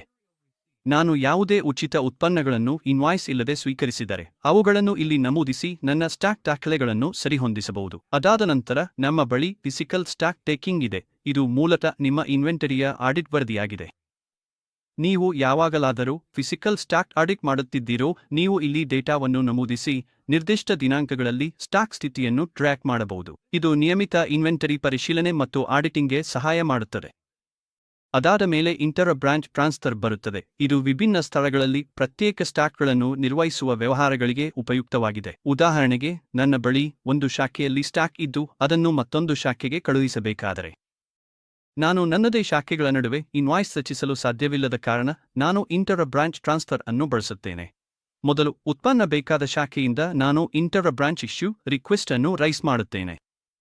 ಉದಾಹರಣೆಗೆ, ನಾನು ಮುಂಬೈ ಶಾಖೆಯಲ್ಲಿ ಇದ್ದು ಚೆನ್ನೈ ಶಾಖೆಯಿಂದ 100 ವಾಟರ್ ಬಾಟಲ್ಗಳು ಬೇಕಾದರೆ ನಾನು ಒಂದು ರಿಕ್ವೆಸ್ಟ್ ರಚಿಸಿ ಅದನ್ನು ಉಳಿಸುತ್ತೇನೆ. ಅನಂತರ ಚೆನ್ನೈ ಶಾಖೆ ಈ ರಿಕ್ವೆಸ್ಟ್ ಅನ್ನು ನೋಡಿ ಇಂಟರ್ ಬ್ರಾಂಚ್ ಇಶ್ಯೂ ರಚಿಸಿ ಸ್ಟಾಕ್ ಅನ್ನು ಮುಂಬೈಗೆ ಕಳುಹಿಸುತ್ತದೆ. ಅವರು ಆ ರಿಕ್ವೆಸ್ಟ್ ಅನ್ನು ತೆಗೆದುಕೊಂಡು ದಿನಾಂಕ, ತೆರಿಗೆ ವಿವರಗಳನ್ನು ನಮೂದಿಸಿ ಅದನ್ನು ಉಳಿಸುತ್ತಾರೆ. ಈ ಹಂತದಲ್ಲಿ ಉತ್ಪನ್ನಗಳನ್ನು ಮಾಲು ಸಾಗಣೆಯಲ್ಲಿ ಇದೆ ಎಂದು ಗುರುತಿಸಲಾಗುತ್ತದೆ. ಶಿಪ್ಮೆಂಟ್ ಮುಂಬೈಗೆ ಬಂದ ನಂತರ ನಾನು ಇಂಟರ್ ಬ್ರಾಂಚ್ ರಿಸೀಟ್ಗೆ ಹೋಗಿ ರಿಸೀಟ್ ವಿವರಗಳನ್ನು, ಉದಾಹರಣೆಗೆ ರಿಸೀಟ್ ಸಂಖ್ಯೆ, ತೆರಿಗೆ ಮತ್ತು ಪೋಸ್ಟಿಂಗ್ ಜಿಎಲ್ ಅನ್ನು ನಮೂದಿಸುತ್ತೇನೆ. ನಾನು ಇಂಟರ್ ಬ್ರಾಂಚ್ ಇಶ್ಯೂನಿಂದ ವಿವರಗಳನ್ನು ತೆಗೆದುಕೊಂಡು ಏನು ಕಳುಹಿಸಲಾಗಿದೆ ಎಂದು ದೃಢೀಕರಿಸಬಹುದು. ದೃಢೀಕರಿಸಿ ಉಳಿಸಿದ ನಂತರ ರಿಸೀಟ್ ಪ್ರಕ್ರಿಯೆ ಪೂರ್ಣಗೊಳ್ಳುತ್ತದೆ ಮತ್ತು ಟ್ರಾನ್ಸ್ಫರ್ ಮುಗಿಯುತ್ತದೆ. ಹೀಗಾಗಿ ಸಂಕ್ಷಿಪ್ತವಾಗಿ ಹೇಳುವುದಾದರೆ, ನೀವು ಒಂದು ಶಾಖೆಯಿಂದ ಉತ್ಪನ್ನಗಳನ್ನು ಬೇಡಿಕೆ ಮಾಡುತ್ತೀರಿ, ಮತ್ತೊಂದು ಶಾಖೆ ಅವುಗಳನ್ನು ಬಿಡುಗಡೆ ಮಾಡುತ್ತದೆ ಮತ್ತು ನೀವು ನಿಮ್ಮ ಸ್ಥಳದಲ್ಲಿ ಉತ್ಪನ್ನಗಳನ್ನು ಸ್ವೀಕರಿಸಿ ಇಂಟರ್ ಬ್ರಾಂಚ್ ಟ್ರಾನ್ಸ್ಫರ್ ಪ್ರಕ್ರಿಯೆಯನ್ನು ಪೂರ್ಣಗೊಳಿಸುತ್ತೀರಿ. ಈ ರೀತಿಯಲ್ಲಿ ನಿಮ್ಮ ವ್ಯವಹಾರದಲ್ಲಿ ನೀವು ಸುಲಭವಾಗಿ ವಸ್ತುಗಳನ್ನು ಬಿಡುಗಡೆ ಮಾಡಿ ಸ್ವೀಕರಿಸಬಹುದು. ಈಗ ಎಲ್ಲಾ ಸಂರಚನಾ ಆಯ್ಕೆಗಳನ್ನು ನಾವು ನೋಡೋಣ. ವಿಭಾಗಗಳು. ನೀವು ಅಗತ್ಯವಿರುವ ಪುಟದಲ್ಲಿ ಯಾವುದೇ ಬದಲಾವಣೆಗಳನ್ನು ಮಾಡಲು ಬಯಸಿದರೆ ನೀವು ಸಂರಚನಾ ವಿಭಾಗಕ್ಕೆ ಹೋಗಬೇಕು. ಈ ಸಂರಚನಾ ಕ್ಷೇತ್ರಗಳು ಎಲ್ಲೆಡೆ ಒಂದೇ ರೀತಿಯವಾಗಿವೆ ಮತ್ತು ನೀವು ಅವುಗಳನ್ನು ನಿಮ್ಮ ಅಗತ್ಯಕ್ಕೆ ಅನುಗುಣವಾಗಿ ಹೊಂದಿಸಬಹುದು. ಮೊದಲು ಪೇರೆಂಟ್ ಡಾಕ್ಯುಮೆಂಟ್ ಇದೆ. ಇಲ್ಲಿ ನೀವು ಪೇರೆಂಟ್ ಡಾಕ್ಯುಮೆಂಟ್ ಯಾವುದು ಎಂದು ಆಯ್ಕೆ ಮಾಡಬಹುದು. ನೀವು ಪೇರೆಂಟ್ ಡಾಕ್ಯುಮೆಂಟ್ನಿಗಿಂತ ಹೆಚ್ಚಿನ ಪ್ರಮಾಣವನ್ನು ಅನುಮತಿಸಬಯಸದೇ ಇದ್ದರೆ ಆ ಆಯ್ಕೆಯನ್ನು ಸಕ್ರಿಯಗೊಳಿಸಬಹುದು. ನಂತರ ನೀವು ಬೇರೆಡೆಯಿಂದ ಡಾಕ್ಯುಮೆಂಟ್ಗಳನ್ನು ತೆಗೆದುಕೊಳ್ಳಲು ಬಯಸಿದರೆ ಅವುಗಳನ್ನು ಹೇಗೆ ತೆಗೆದುಕೊಳ್ಳಬೇಕು ಎಂದು ನಿರ್ಧರಿಸಬಹುದು. ಲೈನ್ ಐಟಂ ಪ್ರಮಾಣದ ಮೂಲಕವೋ, ಸಂಪೂರ್ಣ ಡಾಕ್ಯುಮೆಂಟ್ನ ಮೂಲಕವೋ, ಅಥವಾ ಟಾಪ್ ಹೆಡರ್ನೊಂದಿಗೆ ಲೈನ್ ಐಟಂ ಪ್ರಮಾಣದ ಮೂಲಕವೋ ಎಂದು ನಿಮ್ಮ ಪ್ರಕ್ರಿಯೆಗೆ ಹೊಂದಿಕೊಳ್ಳುವ ಆಯ್ಕೆಯನ್ನು ನೀವು ಆರಿಸಬಹುದು. ಅದಾದ ನಂತರ ಪೇರೆಂಟ್ ಡಾಕ್ಯುಮೆಂಟ್ಗೆ ಸ್ವಯಂಚಾಲಿತ ಅವಧಿ ಮುಗಿಯುವ ದಿನಾಂಕವನ್ನು ಇಲ್ಲಿ ನಮೂದಿಸಬಹುದು. ನಂತರ ನಿಮ್ಮ ದಿನಾಂಕದ ಆದ್ಯತೆ ಬರುತ್ತದೆ. ಇದು ಸಾಮಾನ್ಯವಾಗಿ ದರವಾಗಿರಲಿ ಅಥವಾ ಪೇರೆಂಟ್ ಡಾಕ್ಯುಮೆಂಟ್ ಆಧಾರಿತವಾಗಿರಲಿ, ನೀವು ಅದನ್ನು ಅನುಸಾರವಾಗಿ ಆಯ್ಕೆ ಮಾಡಬಹುದು. ಮುಂದೆ ಸ್ಕಿಪ್ ಸೆಲೆಕ್ಟೆಡ್ ಲೊಕೇಶನ್ ಫಿಲ್ಟರ್ ಇದೆ. ನೀವು ಲೊಕೇಶನ್ ಫಿಲ್ಟರ್ ಬಳಸಲು ಇಚ್ಛಿಸದಿದ್ದರೆ ಇಲ್ಲಿ ಕ್ಲಿಕ್ ಮಾಡಿ. ಅದಾದ ನಂತರ ಪೇರೆಂಟ್ ಡಾಕ್ಯುಮೆಂಟ್ ಪಾರ್ಟಿ ಮತ್ತು ಸಬ್ ಪಾರ್ಟಿ ಫಿಲ್ಟರ್ ಇದೆ. ಇಲ್ಲಿ ನೀವು ಬೇಕಾದ ಫಿಲ್ಟರ್ ಪ್ರಕಾರವನ್ನು ಆಯ್ಕೆ ಮಾಡಬಹುದು. ನಂತರ ಅಲೌಡ್ ಐಟಂ ಟೈಪ್ ಬರುತ್ತದೆ. ನೀವು ಡ್ರಾಪ್ ಡೌನ್ನಿಂದ ಅನುಮತಿಸಲು ಬಯಸುವ ಐಟಂ ಪ್ರಕಾರಗಳನ್ನು ಆಯ್ಕೆ ಮಾಡಬಹುದು. ನಂಬರಿಂಗ್ಗೆ ಬರುವುದಾದರೆ ನೀವು ನಿಮ್ಮ ಇನ್ವಾಯ್ಸ್ ಸಂಖ್ಯೆಯನ್ನು ಸಂಖ್ಯಾ ಸರಣಿಯನ್ನು ಆಯ್ಕೆ ಮಾಡುವುದರಿಂದ ಸ್ವಯಂಚಾಲಿತವಾಗಿ ರಚಿಸಬೇಕೆ ಅಥವಾ ಕೈಯಾರೆ ನಮೂದಿಸಬೇಕೆಂದು ನಿರ್ಧರಿಸಬಹುದು. ನೀವು ನಂಬರಿಂಗ್ ಪ್ರತಿ ವರ್ಷ, ಪ್ರತಿ ತಿಂಗಳು ಅಥವಾ ಎಂದಿಗೂ ರೀಸೆಟ್ ಆಗಬಾರದೆಂದು ಆಯ್ಕೆ ಮಾಡಬಹುದು. ಇನ್ವಾಯ್ಸ್ ಸಂಖ್ಯೆಗೆ ನೀವು ಬಯಸಿದರೆ ಒಂದು ಪ್ರಿಫಿಕ್ಸ್ ಕೂಡ ಸೆಟ್ ಮಾಡಬಹುದು. ಇದು ನಿಮ್ಮ ಆದ್ಯತೆ ಪ್ರಕಾರ ಸ್ವಯಂಚಾಲಿತವಾಗಿರಬಹುದು ಅಥವಾ ಕೈಯಾರೆ ಇರಬಹುದು. ನಂತರ ನೀವು ಇನ್ವಾಯ್ಸ್ ಸಂಖ್ಯೆಯನ್ನು ಹೇಗೆ ವಿಭಜಿಸಬೇಕು ಎಂದು ನಿರ್ಧರಿಸಬಹುದು. /-ಸ್ಪೇಸ್ ಅಥವಾ ಯಾವುದೇ ವಿಭಜಕವಿಲ್ಲದೆ. ಕೊನೆಗೆ ನಿಮ್ಮ ಇನ್ವಾಯ್ಸ್ ಸಂಖ್ಯೆಯಲ್ಲಿ ಎಷ್ಟು ಅಂಕಿಗಳು ಇರಬೇಕು ಎಂದು ನೀವು ಸೆಟ್ ಮಾಡಬಹುದು. ಮುಂದೆ ನೋಟಿಫಿಕೇಷನ್ ವಿಭಾಗ ಬರುತ್ತದೆ. ನೀವು ಮಾರಾಟ ಮತ್ತು ಖರೀದಿ ಘಟಕಗಳಲ್ಲಿ ನೋಡಿದಂತೆ ಇಲ್ಲಿ ಇಮೇಲ್ ಅಥವಾ ವಾಟ್ಸಾಪ್ ಸಂದೇಶಗಳನ್ನು ಹೇಗೆ ಕಳುಹಿಸಬೇಕು ಎಂಬುದನ್ನು ನಿರ್ಧರಿಸಬಹುದು. ಪ್ರಕ್ರಿಯೆ ಒಂದೇ ಆಗಿದೆ. ನಂತರ ಅಪ್ರೂವಲ್ ಸೆಟ್ಟಿಂಗ್ಗಳು ಬರುತ್ತವೆ. ನೀವು ಡಾಕ್ಯುಮೆಂಟ್ಗಳಿಗೆ ಅನುಮೋದನೆ ಅಗತ್ಯವಿದೆಯೇ ಎಂದು ನಿರ್ಧರಿಸಬಹುದು. ಹಾಗಿದ್ದರೆ ಅದು ಏಕ ಹಂತ, 2 ಹಂತ ಅಥವಾ ವರ್ಕ್ಫ್ಲೋ ಆಧಾರಿತ ಅನುಮೋದನೆ ಆಗಿರಬಹುದು. ಈ ಎಲ್ಲಾ ಸಂರಚನೆಗಳನ್ನು ಸಹ ಸುಲಭವಾಗಿ ಆಮದು ಮಾಡಿಕೊಳ್ಳಬಹುದು. ನೀವು ಆಮದು ವಿಭಾಗದಿಂದ ಫಾರ್ಮ್ಯಾಟ್ ಡೌನ್ಲೋಡ್ ಮಾಡಿ ವಿವರಗಳನ್ನು ತುಂಬಿ ಅದನ್ನು ಅಪ್ಲೋಡ್ ಮಾಡಬಹುದು. ನೀವು ಯಾರಿಗಾದರೂ ಇನ್ವಾಯ್ಸ್ ವಿವರಗಳನ್ನು ಕಳುಹಿಸಲು ಬಯಸಿದರೆ ಇದನ್ನು ನಿಗದಿಪಡಿಸಬಹುದು ಅಥವಾ ಇಲ್ಲಿ ನೇರವಾಗಿ ಮೇಲ್ ಮಾಡಬಹುದು. ಈಗ ಜಾಬ್ ವರ್ಕ್ ಅಟ್ವಾರ್ಡ್ಗೆ ಸಾಗೋಣ. ಜಾಬ್ ವರ್ಕ್ ಅಟ್ವಾರ್ಡ್ ಎಂದರೇನು? ಉದಾಹರಣೆಗೆ, ನೀವು ಉತ್ಪಾದನಾ ವ್ಯವಹಾರ ಹೊಂದಿದ್ದೀರಿ. ವಾಹನ ಉತ್ಪಾದನೆ. ಬ್ಯಾಟರಿ ಹೊರತುಪಡಿಸಿ ಸಂಸ್ಥೆಯಲ್ಲಿ ತಯಾರಿಸುತ್ತೀರಿ, ಆದರೆ ಬ್ಯಾಟರಿಗಳನ್ನು ವೆಂಡರ್ಗೆ ಔಟ್ಸೋರ್ಸ್ ಮಾಡುತ್ತೀರಿ. ಹೊರಗಿನ ವೆಂಡರ್ಗೆ ಕೆಲಸ ನೀಡುವ ಪ್ರಕ್ರಿಯೆ ಜಾಬ್ ವರ್ಕ್ ಅಟ್ವಾರ್ಡ್ ಎನ್ನುತ್ತಾರೆ. ಈ ವಿಭಾಗದಲ್ಲಿ ಜಾಬ್ ವರ್ಕ್ ಅಟ್ವಾರ್ಡ್ ದರ ನಿಗದಿಪಡಿಸುವುದು. ನೀವು ಪ್ರಕ್ರಿಯೆಯ ಹೆಸರನ್ನು, ಆ ಪ್ರಕ್ರಿಯೆಯಿಂದ ಸಿದ್ಧವಾಗುವ ಐಟಂ ಮತ್ತು ಅದರ ದರವನ್ನು ಆಯ್ಕೆ ಮಾಡುತ್ತೀರಿ. ನಂತರ ಜಾಬ್ಗೆ ಮೆಟೀರಿಯಲ್ ಇಶ್ಯೂ ಬರುತ್ತದೆ. ನೀವು ಉಚಿತ ಉತ್ಪನ್ನಗಳು ಅಥವಾ ಸ್ಟಾಕ್ ಅಡ್ಜಸ್ಟ್ಮೆಂಟ್ಗಳಿಗೆ ಮೆಟೀರಿಯಲ್ ನೀಡುವ ರೀತಿಯಂತೆ ಇಲ್ಲಿ ನೀವು ಜಾಬ್ ವರ್ಕ್ಗಾಗಿ ವೆಂಡರ್ಗೆ ಮೆಟೀರಿಯಲ್ ನೀಡುತ್ತೀರಿ. ನೀವು ವೆಂಡರ್, ಶಾಖೆ, ಇಶ್ಯೂ ದಿನಾಂಕ, ಪ್ರಕ್ರಿಯೆಯ ಹೆಸರು, ಪ್ರಕ್ರಿಯೆ ದರ, ಇದು ಹೊಸದೋ ಅಥವಾ ಮರುಕಾರ್ಯವೋ, ರೆಫರೆನ್ಸ್ ಸಂಖ್ಯೆ ಮತ್ತು ದಿನಾಂಕವನ್ನು ಆಯ್ಕೆ ಮಾಡಬಹುದು. ನೀವು ಐಟಂಗಳನ್ನು ಬಾರ್ಕೋಡ್ ಸ್ಕ್ಯಾನ್ ಮಾಡುವ ಮೂಲಕ ಅಥವಾ ಕೈಯಾರೆ ಆಯ್ಕೆ ಮಾಡುವ ಮೂಲಕ ನಮೂದಿಸಬಹುದು. ಆಯ್ಕೆ ಮಾಡಿದ ನಂತರ ನೀವು ಜಾಬ್ಗಾಗಿ ವೆಂಡರ್ಗೆ ನೀಡಿದ ಮೆಟೀರಿಯಲ್ ವಿವರಗಳನ್ನು ಉಳಿಸಬಹುದು. ಮುಂದೆ ಜಾಬ್ ನಂತರದ ಮೆಟೀರಿಯಲ್ ರಿಸೀಟ್ ಇದೆ. ಕೆಲವೊಮ್ಮೆ ವೆಂಡರ್ ಮುಗಿದ ಉತ್ಪನ್ನದ ಜೊತೆಗೆ ಹೆಚ್ಚುವರಿ ಮೆಟೀರಿಯಲ್ ಅಥವಾ ಬಳಸದ ಕಚ್ಚಾ ವಸ್ತುಗಳನ್ನು ಹಿಂತಿರುಗಿಸುತ್ತಾರೆ. ಈ ಹಿಂತಿರುಗಿಸುವ ವಸ್ತುಗಳನ್ನು ಇಲ್ಲಿ ನಮೂದಿಸಲಾಗುತ್ತದೆ. ನೀವು ವೆಂಡರ್, ಶಾಖೆ, ರಿಸೀಟ್ ದಿನಾಂಕ, ರಿಸೀಟ್ ಸಂಖ್ಯೆ, ಪ್ರಕ್ರಿಯೆ, ಇದು ಹೊಸದೋ ಅಥವಾ ಮರುಕಾರ್ಯವೋ ಮತ್ತು ಸಂಬಂಧಿತ ಇಶ್ಯೂ ಸಂಖ್ಯೆಗೆ ಲಿಂಕ್ ಮಾಡಬಹುದು. ಎಲ್ಲ ವಿವರಗಳನ್ನು ನಮೂದಿಸಿದ ನಂತರ ನೀವು ರಸೀದಿಯನ್ನು ಉಳಿಸಬಹುದು. ಒಟ್ಟಾರೆ ಪ್ರಕ್ರಿಯೆಯು ಹೀಗಿದೆ. ಮೊದಲು ನೀವು ಮುಗಿದ ಉತ್ಪನ್ನ ಮತ್ತು ದಿನಾಂಕದೊಂದಿಗೆ ಪ್ರಕ್ರಿಯೆಯನ್ನು ರಚಿಸುತ್ತೀರಿ. ನಂತರ ಅಗತ್ಯವಿರುವ ಮೆಟೀರಿಯಲ್ಗಳನ್ನು ನಿಮ್ಮ ವೆಂಡರ್ಗೆ ನೀಡುತ್ತೀರಿ. ಕೊನೆಯಲ್ಲಿ ಜಾಬ್ ವರ್ಕ್ ನಂತರದ ಮೆಟೀರಿಯಲ್ ರಸೀದಿ ಮೂಲಕ ಯಾವುದೇ ಹಿಂತಿರುಗಿದ ವಸ್ತುಗಳನ್ನು ನಮೂದಿಸುತ್ತೀರಿ. ನೀವು ರಸೀದಿ ವಿವರಗಳನ್ನು ನೇರವಾಗಿ ಜಾಬ್ ವರ್ಕ್ ಮೆಟೀರಿಯಲ್ ಇಶ್ಯೂನಿಂದಲೂ ತೆಗೆದುಕೊಳ್ಳಬಹುದು. ಸರಿ, ಜಾಬ್ ವರ್ಕ್ಗಾಗಿ ಮೆಟೀರಿಯಲ್ ನೀಡಿದ ನಂತರ ನಾವು ಈಗ ಜಾಬ್ ವರ್ಕ್ ಅಟ್ವಾರ್ಡ್ ಇನ್ವಾಯ್ಸ್ಗೆ ಸಾಗುತ್ತೇವೆ. ಈಗ ನಾವು ಜಾಬ್ ವರ್ಕ್ಗಾಗಿ ಕಚ್ಚಾ ವಸ್ತು ನೀಡಿದ ನಂತರ ಸಾಮಾನ್ಯವಾಗಿ ಅದನ್ನು ನಾವು ಹಿಂದಿರುಗಿ ಪಡೆಯುತ್ತೇವೆ. ಕೆಲವೊಮ್ಮೆ ಮುಗಿದ ಉತ್ಪನ್ನದೊಂದಿಗೆ ಮತ್ತು ಕೆಲವೊಮ್ಮೆ ಕೇವಲ ಕಚ್ಚಾ ವಸ್ತು ಹಿಂತಿರುಗುತ್ತದೆ. ಮುಗಿದ ಸರಕುಗಳ ಜೊತೆಗೆ ವೆಂಡರ್ ಕೂಡ ನಮಗೆ ಒಂದು ಇನ್ವಾಯ್ಸ್ ಕಳುಹಿಸುತ್ತಾರೆ. ಇದನ್ನು ಖರೀದಿ ಇನ್ವಾಯ್ಸ್ನಂತೆ ಪರಿಗಣಿಸಲಾಗುತ್ತದೆ. ಹಾಗಾದರೆ ಅದನ್ನು ಹೇಗೆ ನಮೂದಿಸಬೇಕು ಎಂಬುದನ್ನು ನೋಡೋಣ. ನೀವು ಜಾಬ್ ವರ್ಕ್ ಅಟ್ವರ್ಡ್ ಇನ್ವಾಯ್ಸ್ ವಿಭಾಗಕ್ಕೆ ಹೋಗಿ ಯಾವುದೇ ಸಾಮಾನ್ಯ ಖರೀದಿ ಇನ್ವಾಯ್ಸ್ ಅನ್ನು ನಮೂದಿಸುವಂತೆ ಇದನ್ನು ಪ್ರಾರಂಭಿಸುತ್ತೀರಿ. ಮೊದಲು ನೀವು ಜಿಎಸ್ಟಿ ಪ್ರಕಾರವನ್ನು ಆಯ್ಕೆ ಮಾಡಬೇಕು, ಅದು ನಗದು ಅಥವಾ ಕ್ರೆಡಿಟ್ ಖರೀದಿಯೇ ಎಂಬುದನ್ನು ನಿರ್ಧರಿಸಿ. ಶಾಖೆಯನ್ನು ಆಯ್ಕೆ ಮಾಡಿ, ವಿಕ್ರೇತೆಯನ್ನು ಆಯ್ಕೆ ಮಾಡಿ, ಇಮೇಲ್ ನಮೂದಿಸಿ. ಯಾವುದಾದರೂ ಕರೆನ್ಸಿ ಪರಿವರ್ತನೆ ಇದ್ದರೆ ಕರೆನ್ಸಿಯನ್ನು ಆಯ್ಕೆ ಮಾಡಿ ಮತ್ತು ನಂತರ ಪರಿವರ್ತನಾ ದರವನ್ನು ಸೇರಿಸಿ. ಮುಂದೆ ಈ ಇನ್ವಾಯ್ಸ್ ಯಾವ ಪ್ರಕ್ರಿಯೆಗೆ ಸಂಬಂಧಿಸಿದೆ ಎಂಬುದನ್ನು ಆಯ್ಕೆ ಮಾಡಿ. ನಂತರ ನೀವು ಇನ್ವಾಯ್ಸ್ ದಿನಾಂಕ ಮತ್ತು ಜಾಬ್ ವರ್ಕ್ ಇನ್ವಾಯ್ಸ್ ಸಂಖ್ಯೆಯನ್ನು ತುಂಬಬೇಕು. ಇಲ್ಲಿ ಒಂದು ಚಿಕ್ಕ ಸಲಹೆ ಇದೆ. ನೀವು ಸಂಖ್ಯಾಕ್ರಮದ ಸ್ವರೂಪವನ್ನು ಬದಲಾಯಿಸಲು ಬಯಸಿದರೆ ನೀವು ಕಾನ್ಫಿಗರೇಷನ್ ನಂಬರಿಂಗ್ಗೆ ಹೋಗಿ ಅಲ್ಲಿ ಅದನ್ನು ನವೀಕರಿಸಬಹುದು. ನಿಮ್ಮ ಬಳಿ ಯಾವುದೇ ರೆಫರೆನ್ಸ್ ಸಂಖ್ಯೆ ಅಥವಾ ರೆಫರೆನ್ಸ್ ದಿನಾಂಕ ಇದ್ದರೆ ಅದನ್ನು ಸೇರಿಸಿ. ಮತ್ತು ವ್ಯವಹಾರದಲ್ಲಿ ಏಜೆಂಟ್ ಭಾಗಿಯಾಗಿದ್ದರೆ ಇಲ್ಲಿ ಏಜೆಂಟ್ ಹೆಸರನ್ನು ಆಯ್ಕೆ ಮಾಡಬಹುದು. ಅದಾದ ನಂತರ ಈ ಇನ್ವಾಯ್ಸ್ನ ತೆರಿಗೆ ಒಳಗೊಂಡಿದೆಯೋ ಅಥವಾ ಹೊರಗೊಳ್ಳಿದೆಯೋ ಎಂಬುದನ್ನು ಆಯ್ಕೆ ಮಾಡಿ. ಬಿಲ್ಲಿಂಗ್ ವಿಳಾಸ ಮತ್ತು ಶಿಪ್ಪಿಂಗ್ ವಿಳಾಸವನ್ನು ಹೊಂದಿಸಿ. ಪಾವತಿ ನಿಯಮಗಳು ಇದ್ದರೆ ಅವುಗಳನ್ನು ಆಯ್ಕೆ ಮಾಡಿ. ಇಗೋ ಇಲ್ಲಿ ಒಂದು ಉಪಯುಕ್ತ ಮಾಹಿತಿ ಇದೆ. ನಿಮ್ಮ ಉತ್ಪನ್ನಕ್ಕೆ ಬಾರ್ಕೋಡ್ ಇದ್ದರೆ ಅದನ್ನು ಬಳಸಿ ಆಯ್ಕೆ ಮಾಡಬಹುದು, ಅಥವಾ ನೀವು ಜಾಬ್ ವರ್ಕ್ ನಂತರ ಸ್ವೀಕರಿಸಿದ ವಸ್ತುಗಳಿಂದ ವಿವರಗಳನ್ನು ತೆಗೆದುಕೊಳ್ಳಬಹುದು. ಅಂದರೆ ನೀವು ಐಟಂಗಳನ್ನು ಆಯ್ಕೆ ಮಾಡಿ, ನೀವು ಪಡೆದ ಅಂತಿಮ ಉತ್ಪನ್ನವನ್ನು ಸೇರಿಸಿ, ನಂತರ ಐಟಂ ವಿವರಗಳನ್ನು, ಉದಾಹರಣೆಗೆ ಘಟಕ, ಪ್ರಮಾಣ, ದರ ಮತ್ತು ಇತ್ಯಾದಿಗಳನ್ನು ನಮೂದಿಸಿ. ನೀವು ಇದನ್ನೆಲ್ಲ ಮುಗಿಸಿದ ಮೇಲೆ ಅದನ್ನು ಉಳಿಸಿ. ಮತ್ತೊಂದು ವಿಷಯ, ನೀವು ವೆಂಡೋರ ಇನ್ವಾಯ್ಸ್ ಅನ್ನು ಅಪ್ಲೋಡ್ ಮಾಡಲು ಅಟ್ಯಾಚ್ಮೆಂಟ್ ಆಯ್ಕೆಯೂ ಇದೆ ಎಂಬುದನ್ನು ಮರೆಯಬೇಡಿ. ಹೀಗಾಗಿ ನಂತರ ಅದನ್ನು ಹುಡುಕಬೇಕಾದರೆ ಅದು ಅಲ್ಲಿ ಸಿಗುತ್ತದೆ. ಫೈಲ್ಗಳಲ್ಲಿ ಹುಡುಕುವ ಅಗತ್ಯವಿಲ್ಲ. ಈಗ ಬ್ರೋಕರೇಜ್, ಸಾರಿಗೆ, ಟ್ಯಾಕ್ಸ್ ಅಥವಾ ಇತರ ಹೆಚ್ಚುವರಿ ಶುಲ್ಕಗಳಿದ್ದರೆ ಅವುಗಳನ್ನು ಪರ್ಚೇಸ್ ಅಟ್ರಿಬ್ಯೂಟ್ಗಳ ಮೂಲಕ ಸೇರಿಸಬಹುದು.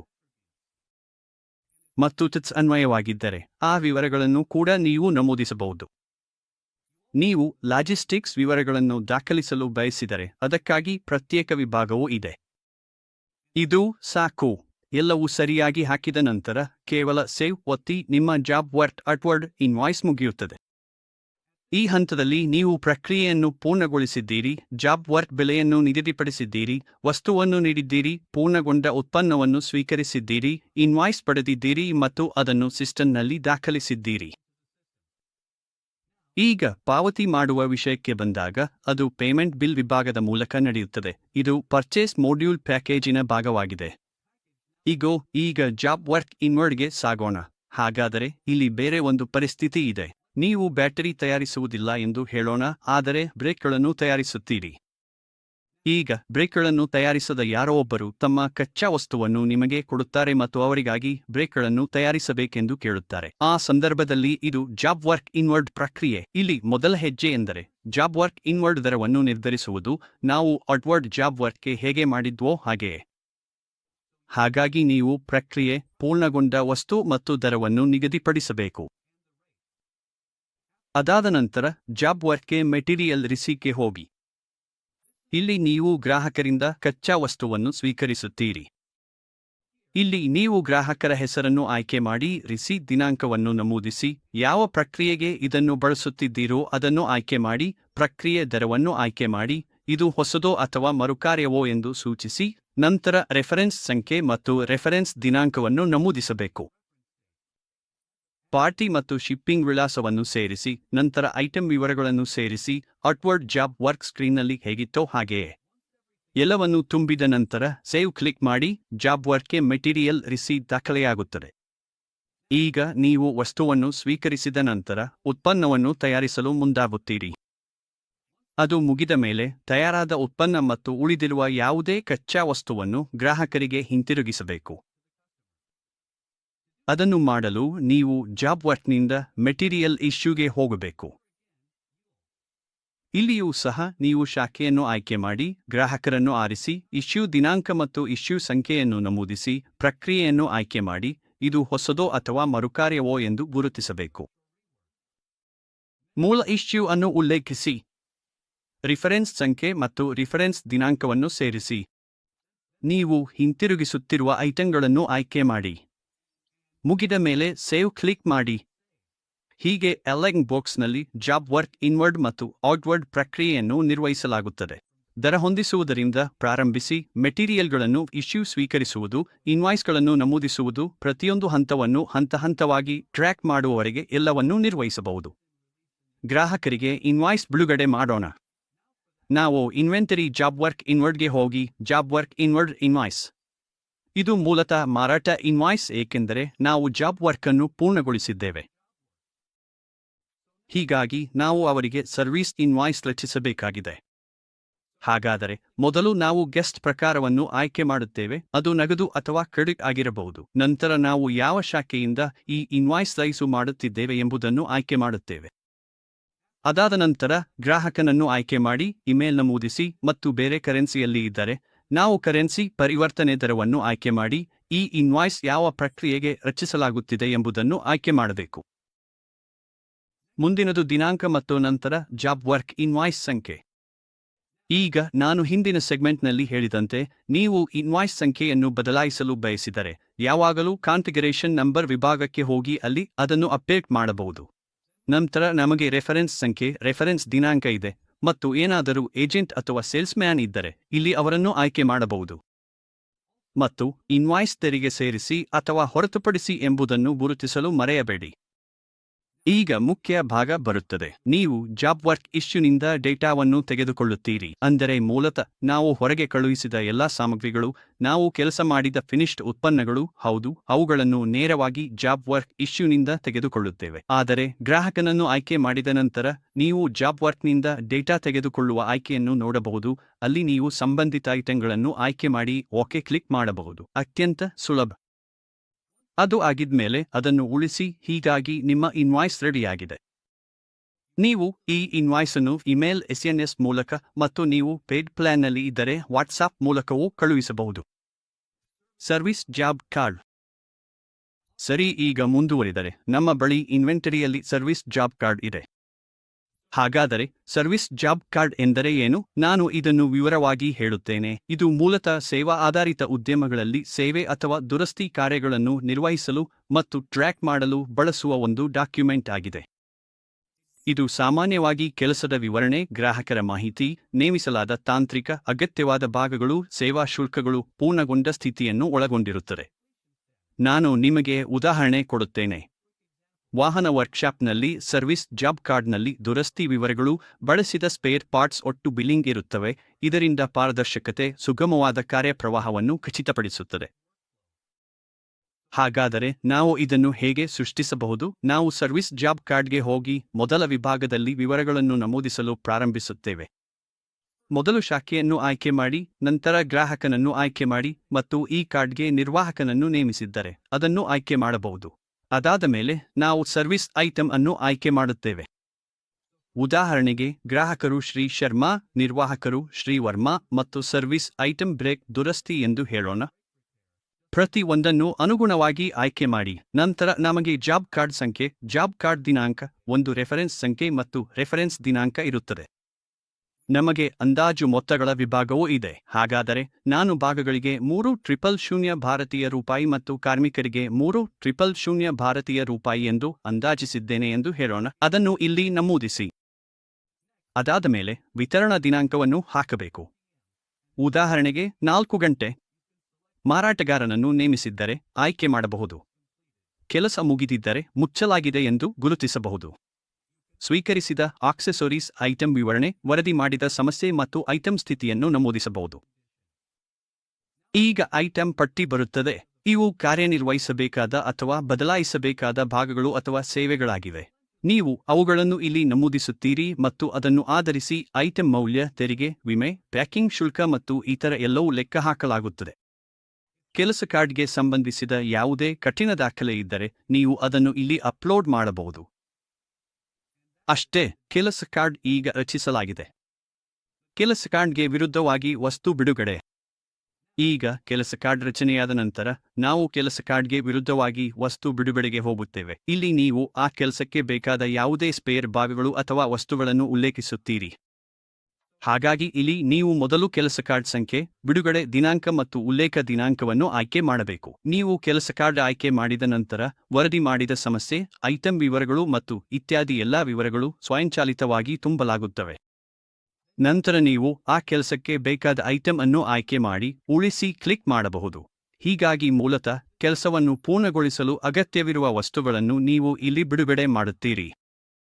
ಕೆಲಸ ಕಾರ್ಡ್ಗೆ ವಿರುದ್ಧವಾಗಿ ವಸ್ತು ಸ್ವೀಕೃತಿ. ಈಗ ನಾವು ಒಂದು ಭಾಗವನ್ನು ಬಿಡುಗಡೆ ಮಾಡಿದ್ದೇವೆ ಎಂದು ಹೇಳೋಣ. ಉದಾಹರಣೆಗೆ ಒಂದು 120 ಗೆಸಮ್ ಕಾಯಿಲ್, ಆದರೆ ತಾಂತ್ರಿಕನು ಅದನ್ನು ಬಳಸಲಿಲ್ಲ. ಆ ಸಂದರ್ಭದಲ್ಲಿ ನಾವು ಕೆಲಸ ಕಾರ್ಡ್ಗೆ ವಿರುದ್ಧವಾಗಿ ವಸ್ತು ಸ್ವೀಕರಿಸಿದ ವಿಭಾಗಕ್ಕೆ ಹೋಗಬೇಕು.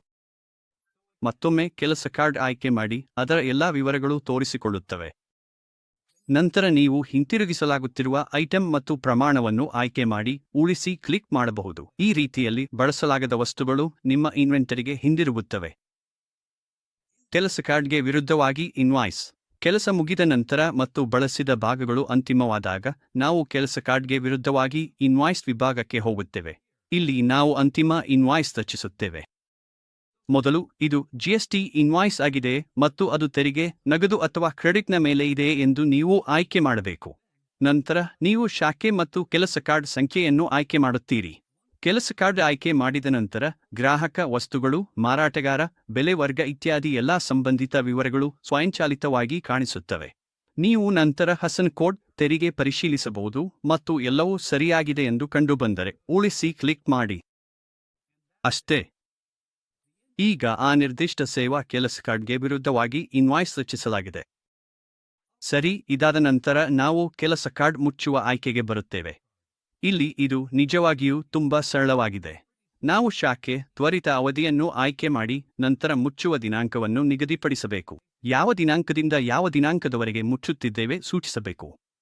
ಇದನ್ನು ಮಾಡಿದ ನಂತರ ಆ ಅವಧಿಗೆ ಸಂಬಂಧಿಸಿದ ಎಲ್ಲಾ ಕೆಲಸ ಕಾರ್ಡ್ಗಳು ಪರದೆಯ ಮೇಲೆ ಕಾಣಿಸುತ್ತವೆ. ಮುಚ್ಚಬೇಕಾದ ಕೆಲಸ ಕಾರ್ಡ್ ಅನ್ನು ಆಯ್ಕೆ ಮಾಡಿ ಉಳಿಸಿ ಕ್ಲಿಕ್ ಮಾಡಿದರೆ ಆ ಕೆಲಸ ಕಾರ್ಡ್ ಅಧಿಕೃತವಾಗಿ ಮುಚ್ಚಲ್ಪಟ್ಟಿದೆ. ಹೌದು, ಅಲೈನ್ ಬಾಕ್ಸ್ನಲ್ಲಿ ನಿರ್ದಿಷ್ಟ ಕೆಲಸ ಕಾರ್ಡ್ ಅನ್ನು ಮುಚ್ಚುವುದು ಇಷ್ಟು ಸುಲಭ. ಈಗ ಮುಂದುವರಿಯೋಣ. ಇನ್ವೆಂಟರಿ ಮಾಡ್ಯೂಲ್ನಲ್ಲಿ ನಾವು ಈಗಾಗಲೇ ಬಹಳಷ್ಟು ವಿಷಯಗಳನ್ನು ಆವರಿಸಿದ್ದೇವೆ. ನಾವು ಇನ್ವೆಂಟರಿ ಸಂರಚನೆ, item master, pick and pack, ಉಪ ಐಟಂ ಸ್ಟಾಕ್ ಸರಿಹೊಂದಿಕೆ, ವಸ್ತು ಬಿಡುಗಡೆ, ವಸ್ತು ಸ್ವೀಕೃತಿ, ಭೌತಿಕ ಸ್ಟಾಕ್ ಹೊಂದಾಣಿಕೆ, ಶಾಖಾಂತರ ವರ್ಗಾವಣೆಗಳು, job work outward, job work inward ಮತ್ತು ಖಂಡಿತವಾಗಿಯೂ ಸರ್ವಿಸ್ ಜಾಬ್ ಕಾರ್ಡ್ ಅನ್ನು ನೋಡಿದ್ದೇವೆ. ಹೀಗಾಗಿ ಮುಂದಿನದಾಗಿ ವರದಿಗಳ ಬಗ್ಗೆ ಮಾತನಾಡೋಣ. ನಿಜವಾಗಿ ಹೇಳಬೇಕಾದರೆ ಅಲೈನ್ ಬಾಕ್ಸ್ನಲ್ಲಿ ಬಹಳಷ್ಟು ವರದಿಗಳು ಇವೆ. ಅವುಗಳು ವ್ಯವಹಾರ ನಿರ್ವಹಣೆಯನ್ನು ತುಂಬಾ ಸುಲಭಗೊಳಿಸಬಹುದು. ಈ ವರದಿಗಳನ್ನು ಎಲ್ಲ ರೀತಿಯ ಅಗತ್ಯಗಳನ್ನು ಪೂರೈಸುವಂತೆ ರೂಪಿಸಲಾಗಿದೆ. ಹೀಗಾಗಿ ಇನ್ವೆಂಟರಿ ಮಾಡ್ಯೂಲ್ನಲ್ಲಿ ಲಭ್ಯವಿರುವ ಕೆಲವು ಪ್ರಮುಖ ವರದಿಗಳನ್ನು ನಿಮಗೆ ತೋರಿಸುತ್ತೇನೆ. ನಾವು ವರದಿಗಳ ವಿಭಾಗಕ್ಕೆ ಹೋಗಿ ನಂತರ ಎಲ್ಲಾ ವರದಿಗಳ ಮೇಲೆ ಕ್ಲಿಕ್ ಮಾಡೋಣ. ಇಲ್ಲಿ ನೀವು ಇನ್ವೆಂಟರಿ ವರದಿಗಳಿಗಾಗಿ ವಿಶೇಷ ವಿಭಾಗವನ್ನು ನೋಡಬಹುದು. ಮತ್ತಷ್ಟು ವರದಿಗಳ ಕಡೆಗೆ ಹೋಗಿ ಅದರ ಅಡಿಯಲ್ಲಿ ಇನ್ವೆಂಟರಿ ಸಂಬಂಧಿಸಿದ ಎಲ್ಲವನ್ನೂ ನೀವು ಕಾಣಬಹುದು. ಈಗ ನಾವು ಮೊದಲನೆಯದಾಗಿ ನೋಡೋದು ಪ್ರಾಥಮಿಕ ಸ್ಟಾಕ್ ವರದಿ. ಇದರಲ್ಲಿ ಐಟಂ ಮಾಸ್ಟರ್, ಸಬ್ ಐಟಂ ಮಾಸ್ಟರ್ ಮತ್ತು ಬಂಡಲ್ ವಿವರಗಳೊಂದಿಗೆ ಐಟಂ ಮಾಸ್ಟರ್ ಎಂಬ ನೋಟಗಳು ಸೇರಿವೆ.